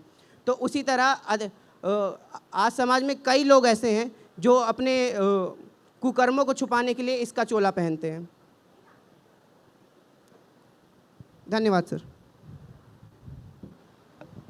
धन्यवाद सर, धन्यवाद रिदम। हमारे बीच डॉक्टर अनामिका मैम भी उपस्थित हैं, डिपार्टमेंट ऑफ एनाटॉमी। पूरे ऑर्गेनाइजिंग कमेटी की तरफ से हम आपका हृदय से स्वागत करते हैं। Thank you ma'am. अब मैं विपक्ष से सौरभ तिवारी को आमंत्रित करना चाहूँगा कि वो आकर के इस विषय पर अपना विचार प्रस्तुत करें। नमस्कार। यहाँ पर विराजमान सभी पूजनीय शिक्षक गणों को मेरा आदर सहित प्रणाम एवं सभी श्रोतागणों का मैं अभिनंदन करना चाहता हूँ। आज का जो विषय है वो काफ़ी जटिल है, जिसका शीर्षक यह है कि नारीवाद सामाजिक संरक्षण के लिए क्यों हानिकारक है। मैं इस बात का पूरी तरह से खंडन करता हूँ और इन चीज़ों को मैं बहुत ही सरल तरीके से अपनी बात को रखूँगा। सबसे पहले तो यह जानते हैं कि नारीवाद है क्या। नारीवाद वह विचारधारा है जहाँ स्त्रियों को पुरुषों के समान अधिकार एवं अवसर प्रदान करने की बात करते हैं। इसमें स्त्रियों को सामाजिक भेदभाव से निकलने की बात की जाती है, जिसमें कि उन्हें राजनीतिक एवं आर्थिक रूप से अधिकार एवं अवसर देने की बात की जाती है। चाहे हम बात करें स्त्रियों के शिक्षा की या माँ बाप के संपत्ति में अधिकार की या विवाहित जीवन में समान अधिकारों की या प्रसूति अवकाश और सुरक्षित काल में गर्भपात का अधिकार हो या घरेलू हिंसा, उत्पीड़न एवं उसके खिलाफ कठोर कानून बनाने की बात को, इन सभी में नारीवाद का बहुत बड़ा योगदान है। अब हमारा जो विषय था वो यह था कि नारीवाद सामाजिक संरचना में क्यों हानिकारक नहीं है। तो सबसे पहले ये समझना होगा कि सामाजिक संरचना क्या है आज के समय की। तो जो आज के समय में हमारे भारत में जो सामाजिक संरचना बनी है वो पिछले 2000-3000 सालों में हुई कई बदलावों का एक नतीजा है। हमारे भारत में जो सामाजिक संरचना है वह हमारे पश्चिमी सभ्यता का भी एक बहुत बड़ा प्रभाव रहा है उस पर। तो अगर हम बात करें पिछले 1000 साल पहले की, तो उसमें जब मुगल आए थे तो उस समय उन्होंने भी अपनी एक सोच ले आकर रखी थी, जिसमें कि कई बंदिशें वो भी आज भी जो कि पालन किया जाता है। अगर हम बात करें हमारे सबसे पुरातन भारत की, जहाँ की सनातन धर्म हुआ करता था, उस समय भारत में नारीवाद जैसी सोच, शायद ये शब्द नहीं होगा, लेकिन नारियों की पूजा और कैसे उनका सम्मान करना चाहिए हमारे भारत में बहुत अच्छे रूप से था। अगर उसका आप वर्णन देखना चाहेंगे तो जैसे कि इस समय में पिछले ही कुछ समय में चले जाइए तो जैसे शिवाजी को तो सभी जानते हैं, लेकिन उनकी माँ को कौन जानता होगा। उनका नाम है जीजाभाई। उनका भी मुगल साम्राज्य को स्थापना करने में बहुत बड़ा योगदान रहा है। वैसे ही महारानी अहिल्याबाई होलकर को अगर आप देखें तो उनका मालवा में बहुत बड़ा साम्राज्य था और उन्होंने बनारस की प्रसिद्ध विश्वनाथ मंदिर को भी बनाने में बहुत बड़ा योगदान दिया था। तो यह दिखाता है कि हमारे समाज में पहले से भी महिलाओं का हमेशा योगदान होता रहा है। लेकिन ये चीज़ें बदल क्यों गई? क्योंकि बदली पश्चिमी सभ्यता और बाहर की जो कमियां थी वो हमने अपनाना शुरू कर लिया। और उससे भी सबसे बड़ी मनुष्य की मानसिकता वो ऐसी है कि आप कोई भी प्रणाली आप लगा दीजिए, उसमें कमियां और भ्रष्टाचार आना एकदम निश्चित ही हैं। जैसे कि आप आज की संरचना की बात करें तो जो अभी आया हुआ है वह उस तरीके की जो पहले जो संरचना बनी थी उसमें हमने क्या किया, उसमें जैसे कि नारीवाद को लेकर हमने शुरू कर दिया कि जो है नारियों को घर में रखना है या उन्हें बाहर जाना अलाउड नहीं है। या हमारे साथियों ने ये कहा कि नारी जो होती है उसका मसल मांस उतना नहीं है तो वो बाहर के काम करने के लिए सही नहीं है, वह सुरक्षा में भी जा नहीं सकती है। पर ऐसा नहीं है। नारी को अवसर देना हमारे यह काम है। हमें ऐसे कानून लाने होंगे ताकि उन्हें कम से कम अवसर प्रदान हो, ताकि वो अपनी चीज़ को दिखा पाए। हम धन्यवाद।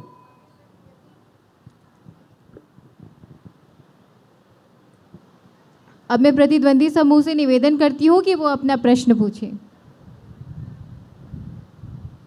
मेरा प्रश्न आपसे ये है, नारीवादिता की बात सही है, बट जैसा कि अभी आज महिलाएं उस चीज़ का मिसयूज़ कर रही हैं, जैसा कि मैंने अपने डिबेट में बोला था कि कहीं ऐसा ना हो कि नारीवाद के बदले अभी पुरुषवाद लाने की ज़रूरत पड़ जाए।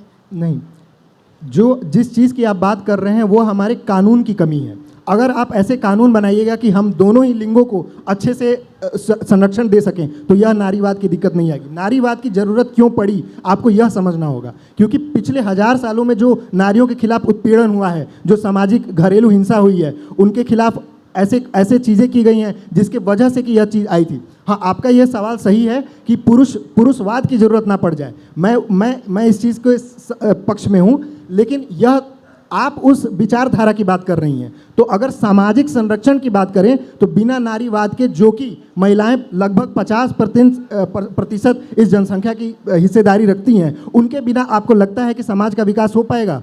तो अगर आप उनकी बात ना करें तो यह समाज और यह देश विकास के पथ पर नहीं चल सकता। हाँ, पुरुषवाद की जरूरत नहीं पड़ेगी अगर आप अपने कानून को अच्छे से संभालें। हमेशा जब भी देखते हैं कि रेप होता है तो ये मांग होती है कि उसके खिलाफ कड़ी से कड़ी सजा दी जाए। तो यहाँ कमी हमारे कानून के प्रतिपालन में है, ना कि उस विचारधारा में। यह आपको समझना होगा। अब मैं निर्णायक गण से निवेदन करती हूँ कि वो अपना प्रश्न पूछे सौरभ से।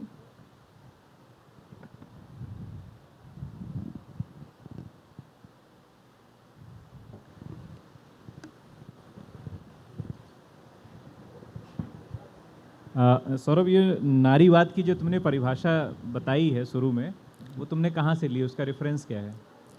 सर, ये मैंने जितने भी साइट्स हो सकते हैं, गूगल पे जो भी हम लोग देख सकते हैं, उसमें नारीवाद की यही परिभाषा है। लेकिन हाँ, ये देखा गया है कि नारीवाद को कई बार लोग ये समझते हैं कि उसके लिए केवल नारी के लिए ही वो बात करता है, पर ऐसा नहीं है। आज के समय में जो समाज में है, नारीवाद का यही परिभाषा है कि हमें नारी को पुरुषों के बराबर अधिकार देना चाहिए और अवसर देना चाहिए ताकि वो भी अपने काम को कर सकें। नहीं, मैंने रेफरेंस पूछा है। सोशियोलॉजी, किसी सोशियोलॉजी के टेक्स्ट से या पेपर से कहीं से ये रेफरेंस लिया? सर, मैंने कुछ पुराने पेपर्स थे जिसमें नारी से रिलेटेड और नारीवाद से रिलेटेड लिखा गया था, मैं वहाँ से लेके आया हूँ। धन्यवाद सर, धन्यवाद सौरभ। अब आगे बढ़ते हुए मैं बुलाना चाहूँगी MBBS 21 बैच की काजल मिश्रा को, जो इस विषय के पक्ष में बोलेंगी।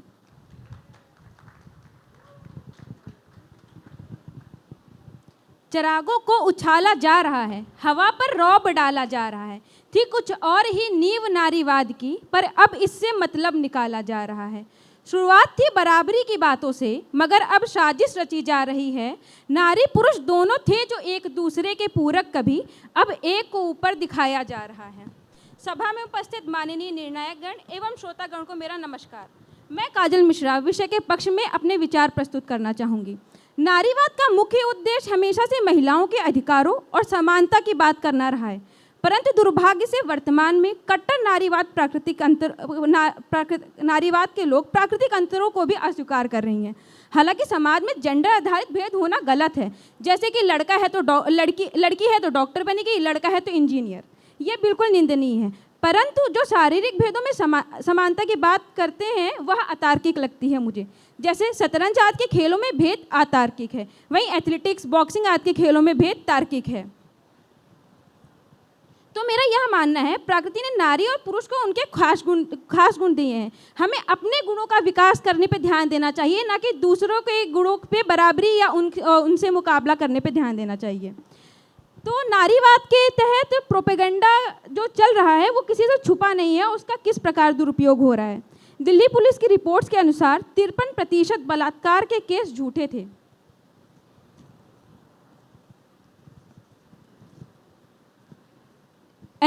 NCRB के रिपोर्ट्स के अनुसार भारत में 25% बलात्कार के केस झूठे हैं। 93 से 94% दहेज के केस में आरोपी बरी हो जाते हैं, जिनमें से 95% से भत्ते की मांग की जाती है। यह परिवारों को टूटने का अहम भागी बन रहा है। हम तो अर्धनारीश्वर को पूछते हैं, जहाँ स्त्री और पुरुष दोनों समान माने जाते हैं और एक दूसरे के पूरक हैं, जबकि नारीवाद एकांगी दृष्टिकोण रखता है और पुरुषों की समस्याओं पर आंखें मूंद लेता है।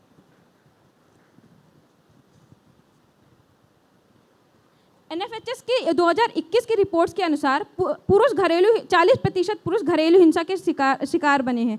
72% आत्महत्या करने वाले पुरुषों का कारण पारिवारिक कलेश है और समाज का एक तरफा भावनात्मक सहयोग महिलाओं की तरफ होने के कारण कई बार निर्दोष पुरुष को भी दंड सहना पड़ता है।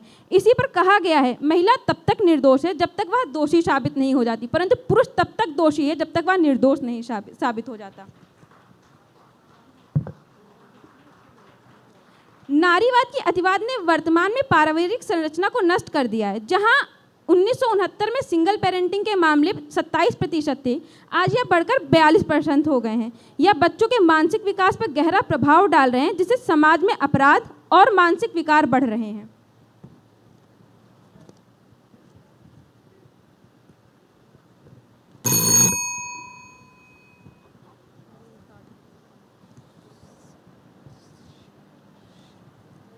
वर्तमान नारीवाद एवं अंतर्विरोधों से स्वयं अंतर्विरोधों से ग्रस्त है। एक तरफ वो पुरुषों के प्रति शत्रुतापूर्ण व्यवहार करता है, दूसरी तरफ उन्हीं का अनुकरण करता है, जैसे शराब सेवन, क्रोध आदि को नारीवाद मानना, या दो लिंगों के मध्य का भेद करता है, तथा भारतीय नारीवाद पाश्चात्य सभ्यता का अंधा अनुकरण ही नारीवाद मानता है।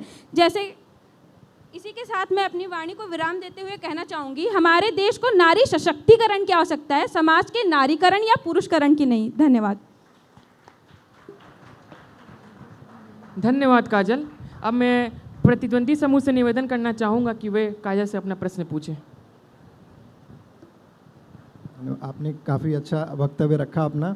मैं आपसे ये पूछना चाहता हूँ, आप ही की लाइन थी कि नारी सशक्तिकरण की ज़रूरत है, तो यही तो नारीवाद है। नारीवाद यही कहता है कि नारी को कम से कम अवसर दो, अधिकार दो, ताकि वो अपनी बात रख सके और वो आगे आ सके। तो इसमें नारीवाद में कहाँ दिक्कत है और इससे सामाजिक संरचना कैसे बिगड़ रही है? अगर आपने मेरे भाषण को ध्यान से सुना होगा तो मैं नारीवाद के विरोध में नहीं हूँ। नारीवाद में जो कट्टरपंथी या रेडिकल नारीवादी हैं, मैं उनके विरोध में हूँ। जैसा कि मैं शुरू से कहती आ रही हूँ, तो नारीवाद समानता देना बहुत अच्छी बात है और समानता होनी चाहिए, और मुझे लगता है हम इस पे बहुत अग्रसर हैं और काफ़ी ज़्यादा समान हैं। इसीलिए आज मैं ये आपके समान एक मंच साझा कर पा रही हूँ। ये समानता ही है कि मैं यहाँ पर खड़ी हूँ। परंतु अब इसको एक प्रोपेगेंडा बना लेना और अपने लाभ के लिए इसका इस्तेमाल करना, और दूसरे पुरुष के प्रति एक शत्रुतापूर्ण व्यवहार के एक मानसिकता को जागृत करना, ये बिल्कुल भी सही नहीं है। ये आपने एकदम सही कहा, मैं आपसे ही एकदम राजी हूँ इस बात को लेकर। लेकिन वही तो दिक्कत है, जो आप प्रणाली ला रहे हैं उसमें क्या दिक्कत है, आप उस पर बात कीजिए। आप विचारधारा की बात कर रहे हैं कि वो सामाजिक संरचना को कैसे तोड़ रहा है। आप ये कह रही हैं कि वो जो उसका पालन जो हो रहा है उसमें कमियां हैं, और चाहे जो लोगों की सोच है। तो मैंने तो वही कहा कि इसी की नारीवाद की ज़रूरत ही क्यों पड़ी, क्योंकि लोगों की जो मानसिकता थी उस वजह से ये चीज़ आया। तो अगर हम शुरुआत में देखा जाए तो अगर मार्क्सवाद का उदाहरण लेते हैं तो उनका ये मानना था कि आर्थिक दृष्टि जो होती है उसी के कारण से ये आया है। अगर परिवार में दो लोग हैं, एक नहीं कमा रहा है, अगर आप अपने परिवार में नहीं कमा रहे हैं तो आपको ही 2 साल बाद लोग ताने देना शुरू कर देंगे। तो ऐसे ही पहले शुरुआत वैदिक काल में दोनों एक बराबर के हिस्सेदार थे, दोनों कमा रहे थे और अच्छे से सब कुछ चल रहा था। पर उत्तर काल जब तक आया तब नारियों का घर में ज़्यादा उनको रहना पड़ गया या किसी वजह से, तो उनका वो एक जो हीन भावना थी वो जागृत हुई। हाँ। जिस कारण ये फिर आगे चलते हुए नारीवाद की आवश्यकता हमें पड़ी। परंतु मैंने फिर से ये कह रही हूँ, मैं नारीवाद के खिलाफ नहीं हूँ, मैं कट्टरपंथी नारीवाद के खिलाफ हूँ। धन्यवाद काजल। धन्यवाद सौरभ। धन्यवाद सौरभ। अब मैं निर्णायक मंडल से निवेदन करना चाहूँगा कि वे अपना प्रश्न पूछें। Ma'am please. Please ma'am.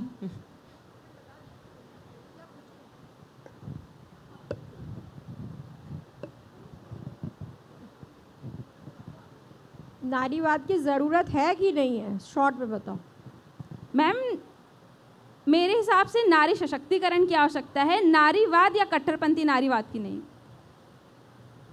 क्योंकि नारीवाद जो होता है वो अपने विपरीत जो लिंग है उनके प्रति शत्रुतात्मक व्यवहार करने पे हमें मजबूर कर देता है। तो इसलिए हमें नारी सशक्तिकरण की आवश्यकता है।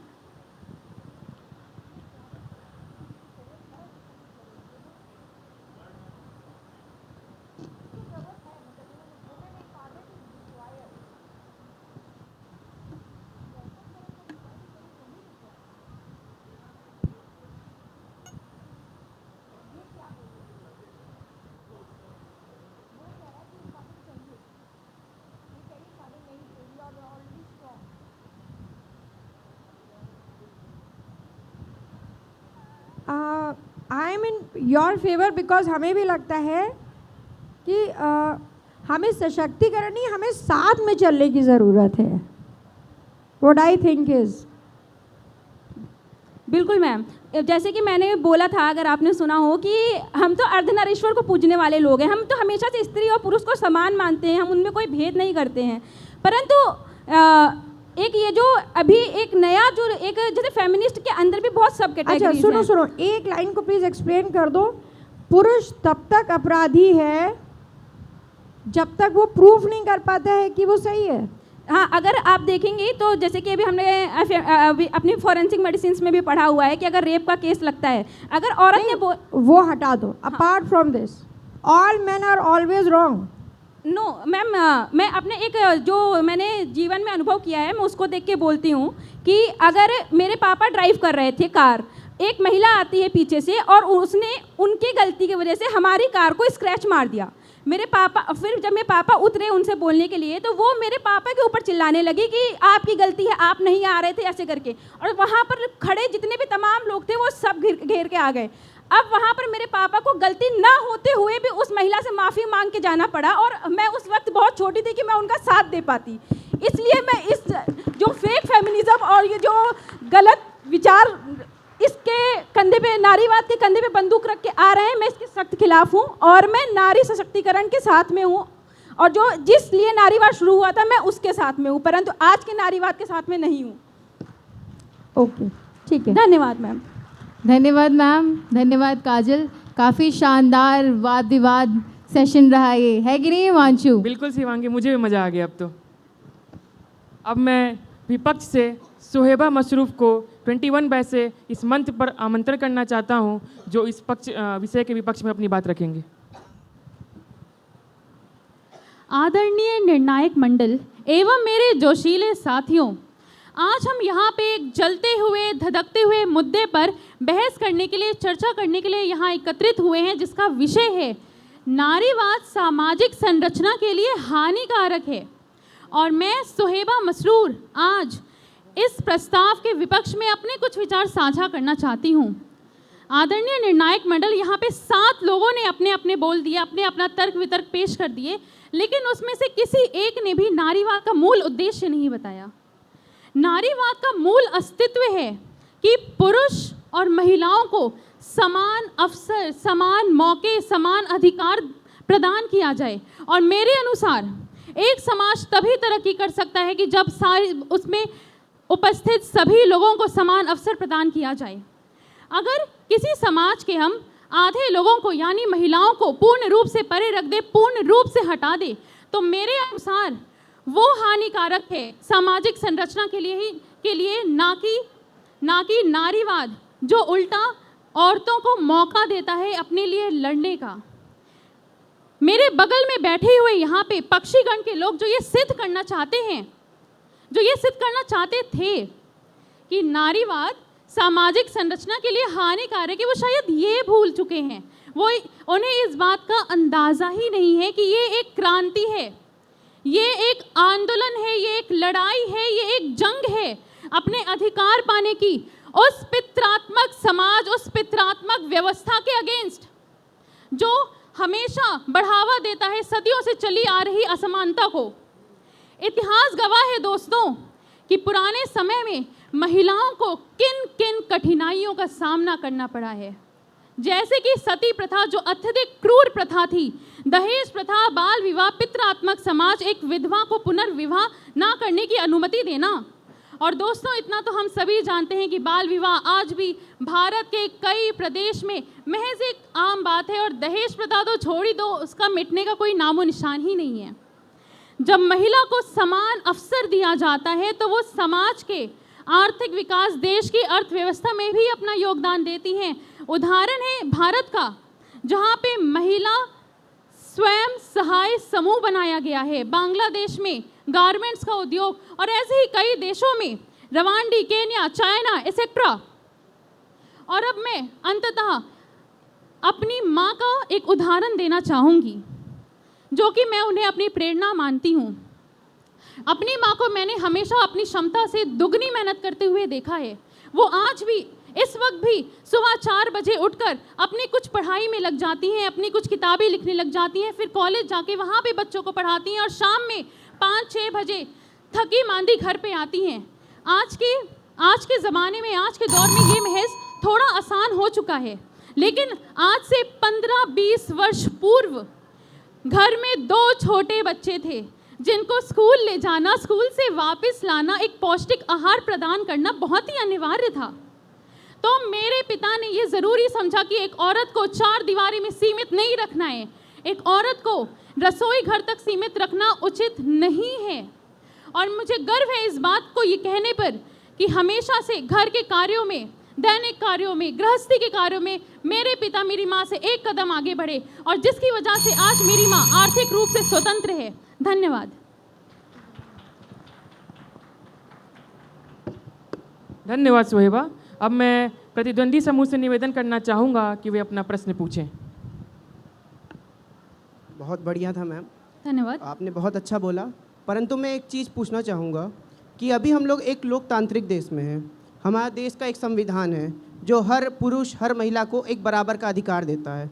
तो ऐसा क्यों है कि अभी भी महिलाएं उस चीज़ से जूझ रही हैं, और ऐसा क्यों है कि श्रम के क्षेत्र में महिलाएं खुद से आगे नहीं आती? हम एक छोटा सा उदाहरण देते हैं। रोज़ रात में यहाँ पे जो फंक्शन होता है उसमें ये होता है कि कुर्सियाँ हटानी होती हैं, तो गिनती की 1 या 2 महिला के हटाते हुए दिखती है, बाकी कहती हैं कि तुम लड़के हो, तुम हटाओ, तुम क्या खड़े होके कर रहे हो। सबसे पहले तो मैं ये कहना चाहूँगी आदरणीय निर्णायक मंडल कि विपक्षी गण के लोग ये ठान के गांठ बांध के आए हैं कि हानिकारक ही बताना है। सबसे पहले संविधान तो कई चीज़ों के बने हैं, रेप के बने हैं, डाउरी के बने हैं, लेकिन वो होता है ना, वो होता है कि नहीं होता है? तो मैम उस पे अगर वो अभी भी होता है। और आपने जो कहा कि लड़कियां कुर्सी नहीं उठाती, मैं ये लोगों के सामने बोलना चाहती हूँ। मैंने 3 महीने पहले जिम ज्वाइन किया था और आज मैं 40 केजी की अगर स्क्वाट्स मार सकती हूँ तो मैंने वहाँ पे 10 केजी, मैंने वहाँ पे 10 कुर्सियाँ कल हटा के रखी है। मेरे दोस्त जो वहाँ पे पुरुष थे उन्होंने 6-7 हटाई होगी, लेकिन मैंने 10-12 हटाई है मैम। और वो कोई भारी सामान नहीं है। और अगर आप ये कह रहे हो मैम आप पर्सनल क्यों ले रही हैं? हम बिल्कुल आपको नहीं बोल रहे मैम, हम बता रहे हैं कि जैसा होता है। अगर बस में एक कॉमन बस आती है कॉलेज से यहाँ, तो लड़कियां उम्मीद करती हैं कि उनको सीट दी जाए। ऐसा कभी नहीं होती। कॉमन बस आती है, रोज संडे को लाइब्रेरी आती हूँ, रोज संडे को लाइब्रेरी में आती हूँ पढ़ाई के लिए। हमेशा लड़के कॉमन बस में वो खाली नहीं करते हैं। उन्हें इतनी भी ये वो नहीं होती है कि एक अगर से औरत है तो उसको बैठा दे। मैं इस बात का समर्थन नहीं करती हूँ, लेकिन मुझे तो सीट नहीं मिलती है और मेरे साथ 4 लड़कियाँ और होती हैं, उनको भी नहीं मिलती है। और आप लोग अगर ये बात का समर्थन कर रहे हैं, ताली बजा रहे हैं, लेकिन अभी इन 7 लोगों में से आदरणीय निर्णायक मंडल प्लीज़ ध्यान दीजिएगा, इन लोगों ने इस बात का समर्थन, इस बात का इनकार एक बार भी नहीं किया है कि जो नारीवाद है उसने महिलाओं को शिक्षा, खेल कूद, रोजगार के लिए बढ़ावा दिया है। और आरजीकर का मामला जो हुआ था, जो घटना घटित हुई थी, वो हम अभी तक नहीं भूल पाए हैं। भारत देश की हर बेटी की रूह कांप जाती है इस बात को सुनकर। और अगर नारीवाद आया है तो उसने एक साथ इन सब औरतों के साथ हो रहे शोषण और हिंसा को कम तो ज़रूर ही किया है। अंत में मैं कुछ पंक्तियां कहना चाहूँगी। नारी के स्वर में है शक्ति अपार, नारी के स्वर में है शक्ति अपार, समानता का हक ना कोई उपहार, समानता का हक ना कोई उपहार। नारीवाद कहता अब जाग जाओ सभी, नारीवाद कहता है अब जाग जाओ सभी, ये समाज हमारा ना कोई ज़मीन। धन्यवाद। मैम आप बहुत अच्छा लिखती हैं और बिल्कुल हम भी समानता का ही अधिकार चाहते हैं कि कोई वो उपहार नहीं है, वो तो एक उनका अधिकार है। बट फिर नारीवाद क्या है? नारीवाद ये तो आप ही लोग बताइए। आप चारों में से किसी ने ये नहीं बोला कि नारीवाद हानिकारक है कि नहीं। लोग ये कह रहे कि मैं नारीवाद के समर्थन में हूँ, मैं नारीवाद के समर्थन में नहीं हूँ, लेकिन ये आप लोग विषय से ना थोड़ा चूक जा रहे हैं। मैम आपने सुना नहीं, हमने बताया था कि नारीवाद का जो उद्देश्य उस समय था, लेकिन आपने ये भी कहा है कि आप नारीवाद के समर्थन में है, लेकिन बताना तो ये है कि वो हानिकारक है कि नहीं है। मैम आज जो नारीवाद चल रहा है वो तो बहुत हानिकारक है। अगर एक मेल रेप होता है तो उसके जगह 100 मेल रेप्स होते हैं। सोहेबा बहुत बहुत धन्यवाद, आपने बहुत अच्छा अपने विचार व्यक्त किए। और एक और चीज़ यहाँ पे ऐसा नहीं है कि कोई नारीवाद को हानिकारक बोले या नहीं, यहाँ पक्ष अपने मत रख रहा है और विपक्ष अपने मत रख रहा है। तो अपने मत रखने के लिए उन्हें जो भी पॉइंट्स, जो भी कंटेक्स्ट है वो बोल रहे हैं। तो ऐसा नहीं है कि किसी ने बोला नहीं, हम इस पे नहीं बोल सकते। बहरहाल हम आगे बढ़ते हैं। तो अब हम सोहेबा के लिए निर्णायकगढ़ से निवेदन करते हैं कि वो प्रश्न करें। सोहेबा तुम्हारे देखो 2 चीज़ें हैं। ये एक डिबेट था, वाद विवाद था।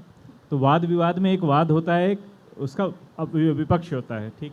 तो मतलब मेरा ये मानना है कि जब आप डिबेट में हैं तो अपने इमोशंस को साइड रखें आप कंटेंट ज़्यादा अच्छा दें, ठीक ना, तभी, क्योंकि बातें वही आप मानते हो, जैसे हम सभी एक एविडेंस बेस्ड मेडिसिन पढ़ते हैं, तो हम उन्हीं चीज़ों को मानते हैं जिनके एविडेंस होते हैं, जिनके फैक्ट्स होते हैं। आज अचानक से कोई बात बोले तो नहीं मानेंगे, तो मुझे लगता है ये तो दो चीज़ें हैं कि मेरे दो सवाल हैं। पहला सवाल ये कि भारत में आपने बोला कि पितरात्मक समाज है, ठीक, तो कोई ऐसा भारत का समाज है जिसमें मतलब मात्रात्मक समाज या नारी उसमें के केंद्र में होती, कोई ऐसा समाज है भारत में आपकी जानकारी में?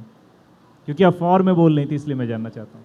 सर, भारत में जितने भी समाज हैं, मैंने तो बचपन से यही देखा है कि जो पुरुष हैं उनको हर चीज़ एक चांदी के कटोरे में मिल जाती है, औरतों को हमेशा से। मैं फिर बोल रहा हूँ, इमोशंस नहीं, मैं आपसे फैक्ट्स पूछ रहा हूँ। कोई ऐसा समाज है जहाँ की केंद्र में नारी होती है? नहीं सर, मेरे हिसाब से नहीं है। औरतों को हमेशा स्ट्रगल करना पड़ता है। अब मैंने इसीलिए सवाल किया, मैंने फैक्ट्स इसीलिए बोले कि आपको ये जानना चाहिए, क्योंकि आप उसके फॉर में बोल रही हैं। तो मेघालय का एक ट्राइब होता है खासी ट्राइब, है ना, आपके यहाँ एक रेजिडेंट भी है खासी ट्राइब की, एनेस्थीसिया डिपार्टमेंट में, उससे बात कीजिएगा। तो खासी ट्राइब में जो लड़का होता है वो लड़की के घर आता है शादी के बाद, और जो पिता मतलब माता की जितनी संपत्ति होती है उसको इनहेरिट करती है जो उनकी सबसे छोटी बेटी होती है, ठीक ना।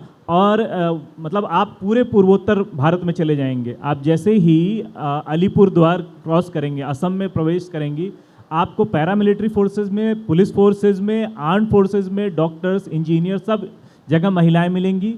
वो खाना बनाने से लेकर के खाना उगाने, कपड़े बुनने, कपड़े धुलने तक के सारे काम वो करती हैं, ठीक।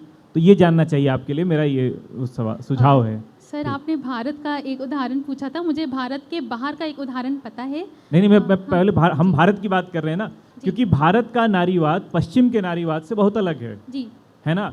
जो अभी हम लोग इस पे आएंगे कि ये वर्ड कहाँ से आया, लेकिन इसलिए मैंने बोला। मेरा दूसरा सवाल ये है कि आपने बोला कि भारत में सती प्रथा बहुत ज़्यादा प्रचलित थी और हम उससे निकल के आए हैं, तो क्या पूरे भारत में सती प्रथा प्रचलित थी?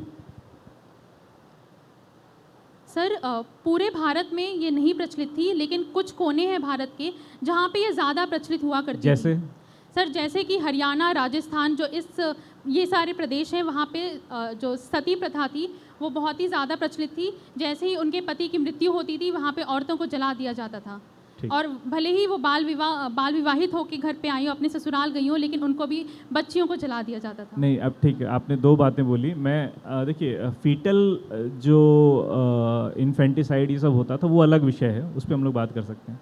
लेकिन सती प्रथा जो है, देखिए मैं इसीलिए बोलता हूँ कि अगर आप जब कंटेंट पे जब बात की जाती है, आपका जो नैरेटिव से अलग उठ करके काम किया। सती प्रथा भारत के पश्चिम बंगाल के 2 जिलों में प्रचलित थी, ठीक, सिर्फ 2 जिलों में। एक मुझे लग रहा है कि मिदनापुर है, और उसके बगल का एक कोई ज़िला था, वहाँ था।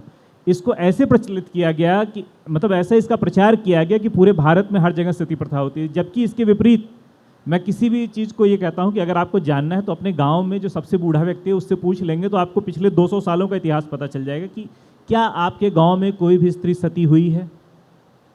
तो जो विधवा होती थी वो उसका क्या होता था, वो मतलब जो मृत है उसके छोटे भाई से उसका विवाह होता था। ये लगभग सभी गांवों में प्रचलित है उत्तर प्रदेश के।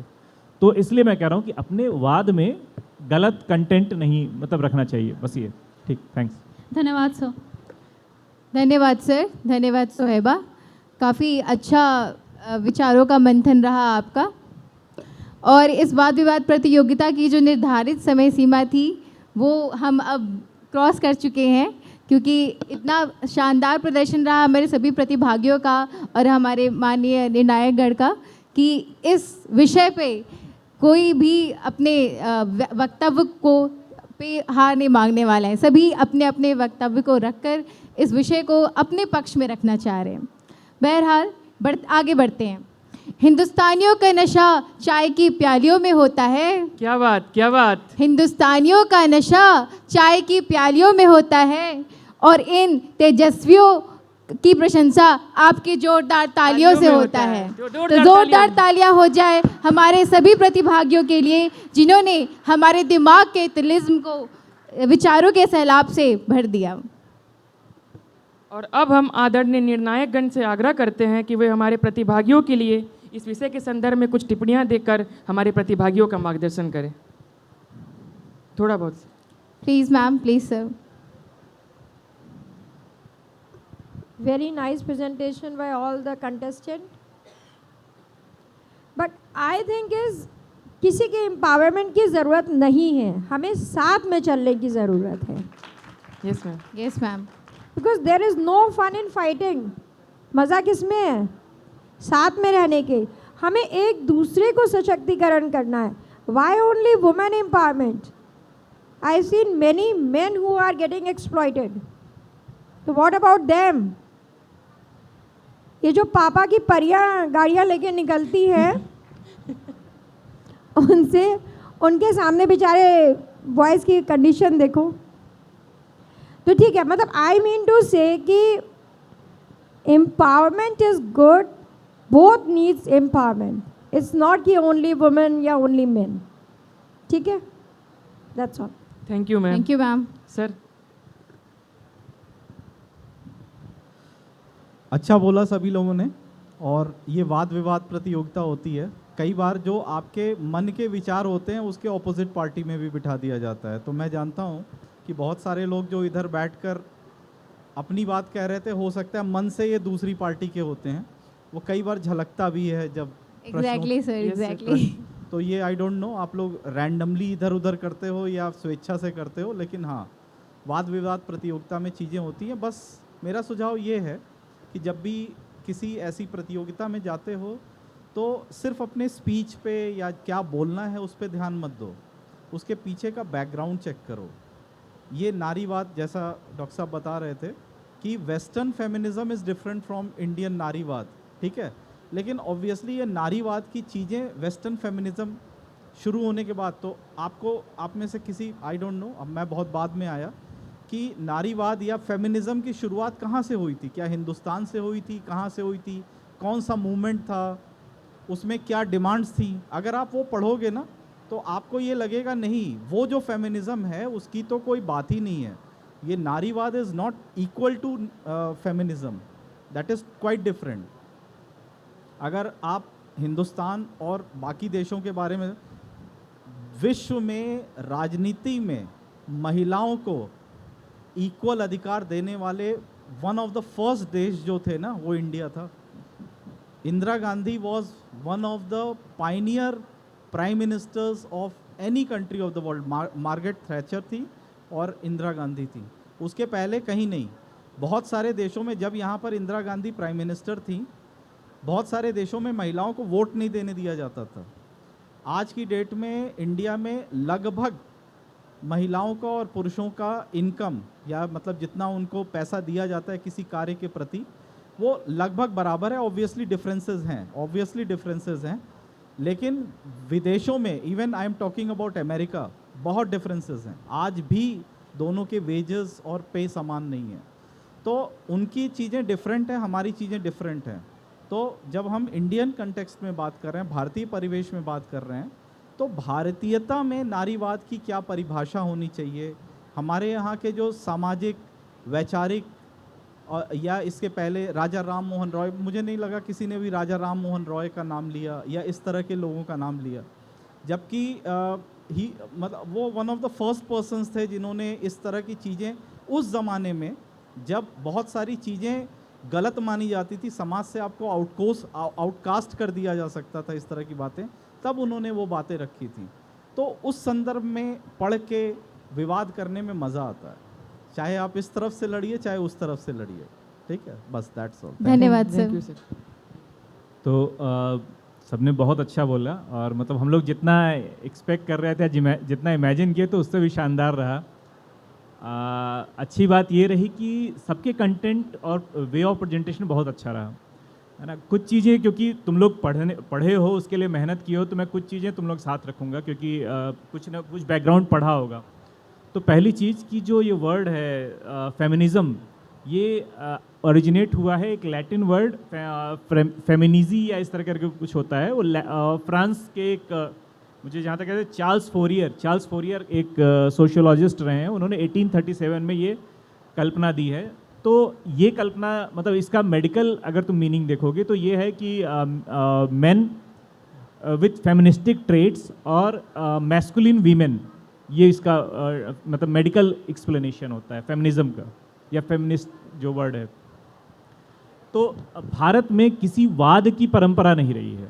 मैं फिर बोल रहा हूँ, भारत में किसी वाद की या इज्म की परंपरा नहीं रही है। हम लोग इज्म में फंसने वाले लोग नहीं कि ये राइटिस्ट हैं, ये लेफ्टिस्ट हैं, ये मार्क्सिस्ट हैं, ये लेनिनिस्ट हैं, ये कम्युनिस्ट हैं। ये भारत का दर्शन ये कभी नहीं रहा है ना।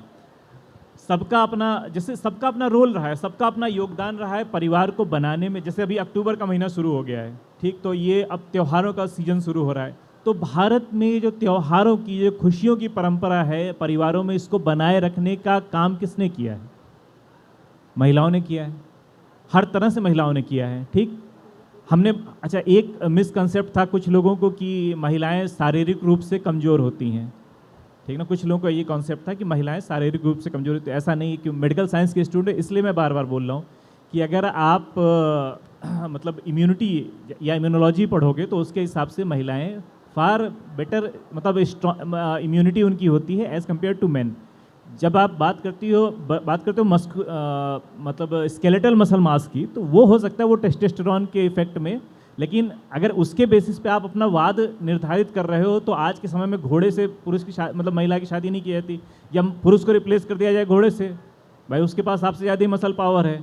और अब तो रोबोट्स आ गए हैं, आगे आर्टिफिशियल इंटेलिजेंस आएगी, तो क्या वो रिप्लेस कर देंगे क्योंकि उनके पास ज़्यादा मसल मास है?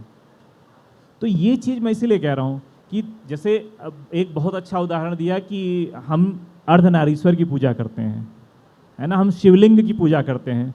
शिवलिंग की पूजा, शिवलिंग का आकार देखा है किसी ने? तो उसमें वो क्या है? वो एक लिंग है जो कि एक योनि में है ना। तो हम उसको अपना आदर्श मानते हो, तो इसमें कहीं भेद है ही नहीं, क्योंकि समाज की जो उत्पत्ति है, जो रचना हुई है, वो वहीं से हुई है, ठीक ना। तो आप ये नहीं कह सकते कि नहीं योनि बड़ी है या लिंग बड़ा है या मतलब ये बड़ा है, क्योंकि वो अगर उन दोनों का कम्बिनेशन नहीं होता तो मतलब रचना ही नहीं होती, उत्पत्ति ही नहीं होती। तो ये विभेद ही नहीं है भारत के, मतलब मैं अगर आप किसी भी तीसरे वाद से प्रभावित हुए बिना भारत के समाज में रहेंगे तो कहीं पे भी ये डिफरेंशिएशन नहीं थे। आज भी जो ज़्यादातर लोगों को देखोगे जो पति होते हैं या घर में आपके जो लोग कहते हैं कि पिता निर्धारित करते हैं या दादा, जो पुरुष होते हैं वो निर्धारित करते हैं, लेकिन जो पिता हैं या दादा हैं वो भी दादी या माता जी से डरते हैं। इस चीज़ को कोई नहीं अस्वीकार कर सकता। मैं हस्बैंड हूँ लेकिन मैं अपनी पत्नी से डरता हूँ, मुझे इसमें कोई वो असहजता नहीं है स्वीकार करने में। हर कोई डरता है क्योंकि आपका परिवार तभी चल सकता है, ठीक ना। अगर पुरुष मैस्कुलिन काम के लिए या ऐसे काम के लिए बना हुआ है जिसमें मसल्स मास ज़्यादा है, तो महिलाएं पोषण देने के लिए बनी हुई हैं, इमोशनल उसके लिए बनी है। तो सबके अपने अपने विभिन्न कार्य हैं, लेकिन डिबेट बहुत अच्छा था। और मैं सबको एक किताब बस पढ़ने को कहूँगा। एक डोनाल्ड बैकरमैन की किताब है फादरलेस अमेरिका, है ना, वो पढ़ने लायक किताब है, उसको पढ़ना, ठीक। बाकी सबने बहुत अच्छा किया, आप सबके लिए बहुत सारी तालियां, धन्यवाद। धन्यवाद सर। तो जोरदार तालियां हो जाए हमारे माननीय निर्णायक गण के लिए, जिन्होंने इस जटिल विषय पर अपने मत रखकर हम सबका ज्ञानवर्धन किया। तो अब हम आदरणीय निर्णायक गण से निवेदन करते हैं कि वो प्रतिभागियों के साथ ग्रुप फोटो के लिए मंच पर आएं।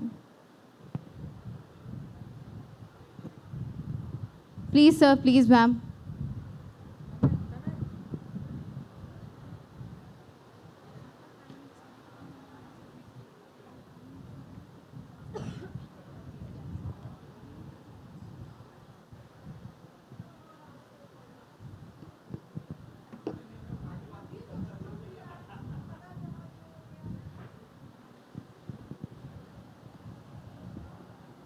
नेशनल बुक फेयर चल रहा है, उसमें जाना एक बुक है जो शहीद हुए हैं, जैसे बोला था जो लोग उनकी माताओं को कोई नहीं पूछता है, तो वो किताब उसी पे है कि जो क्रांतिकारी रहे हैं उनकी माताओं का जीवन क्या रहा है उसके बाद।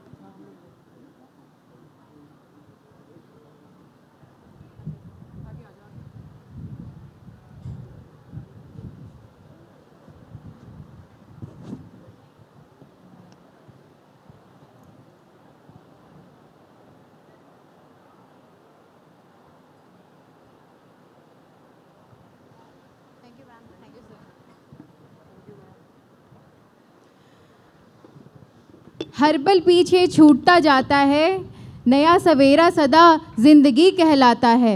नया सवेरा सदा जिंदगी कहलाता है। कभी अतीत की गहराइयों में मत जीना, कभी अतीत की गहराइयों में मत जीना। ज़िंदगी का मज़ा तो बस आज में आता है, ज़िंदगी का मज़ा तो बस आज में आता है। बाबू मोशाय, कल किसने देखा है ज़िंदगी बड़ी होनी चाहिए, लंबी नहीं। तो हमारा आज का सफ़र यहीं तक था। अब कार्यक्रम को आगे बढ़ाते हुए मंच संचालन हेतु हम आमंत्रित करते हैं सफ़ा और प्रगति का। धन्यवाद।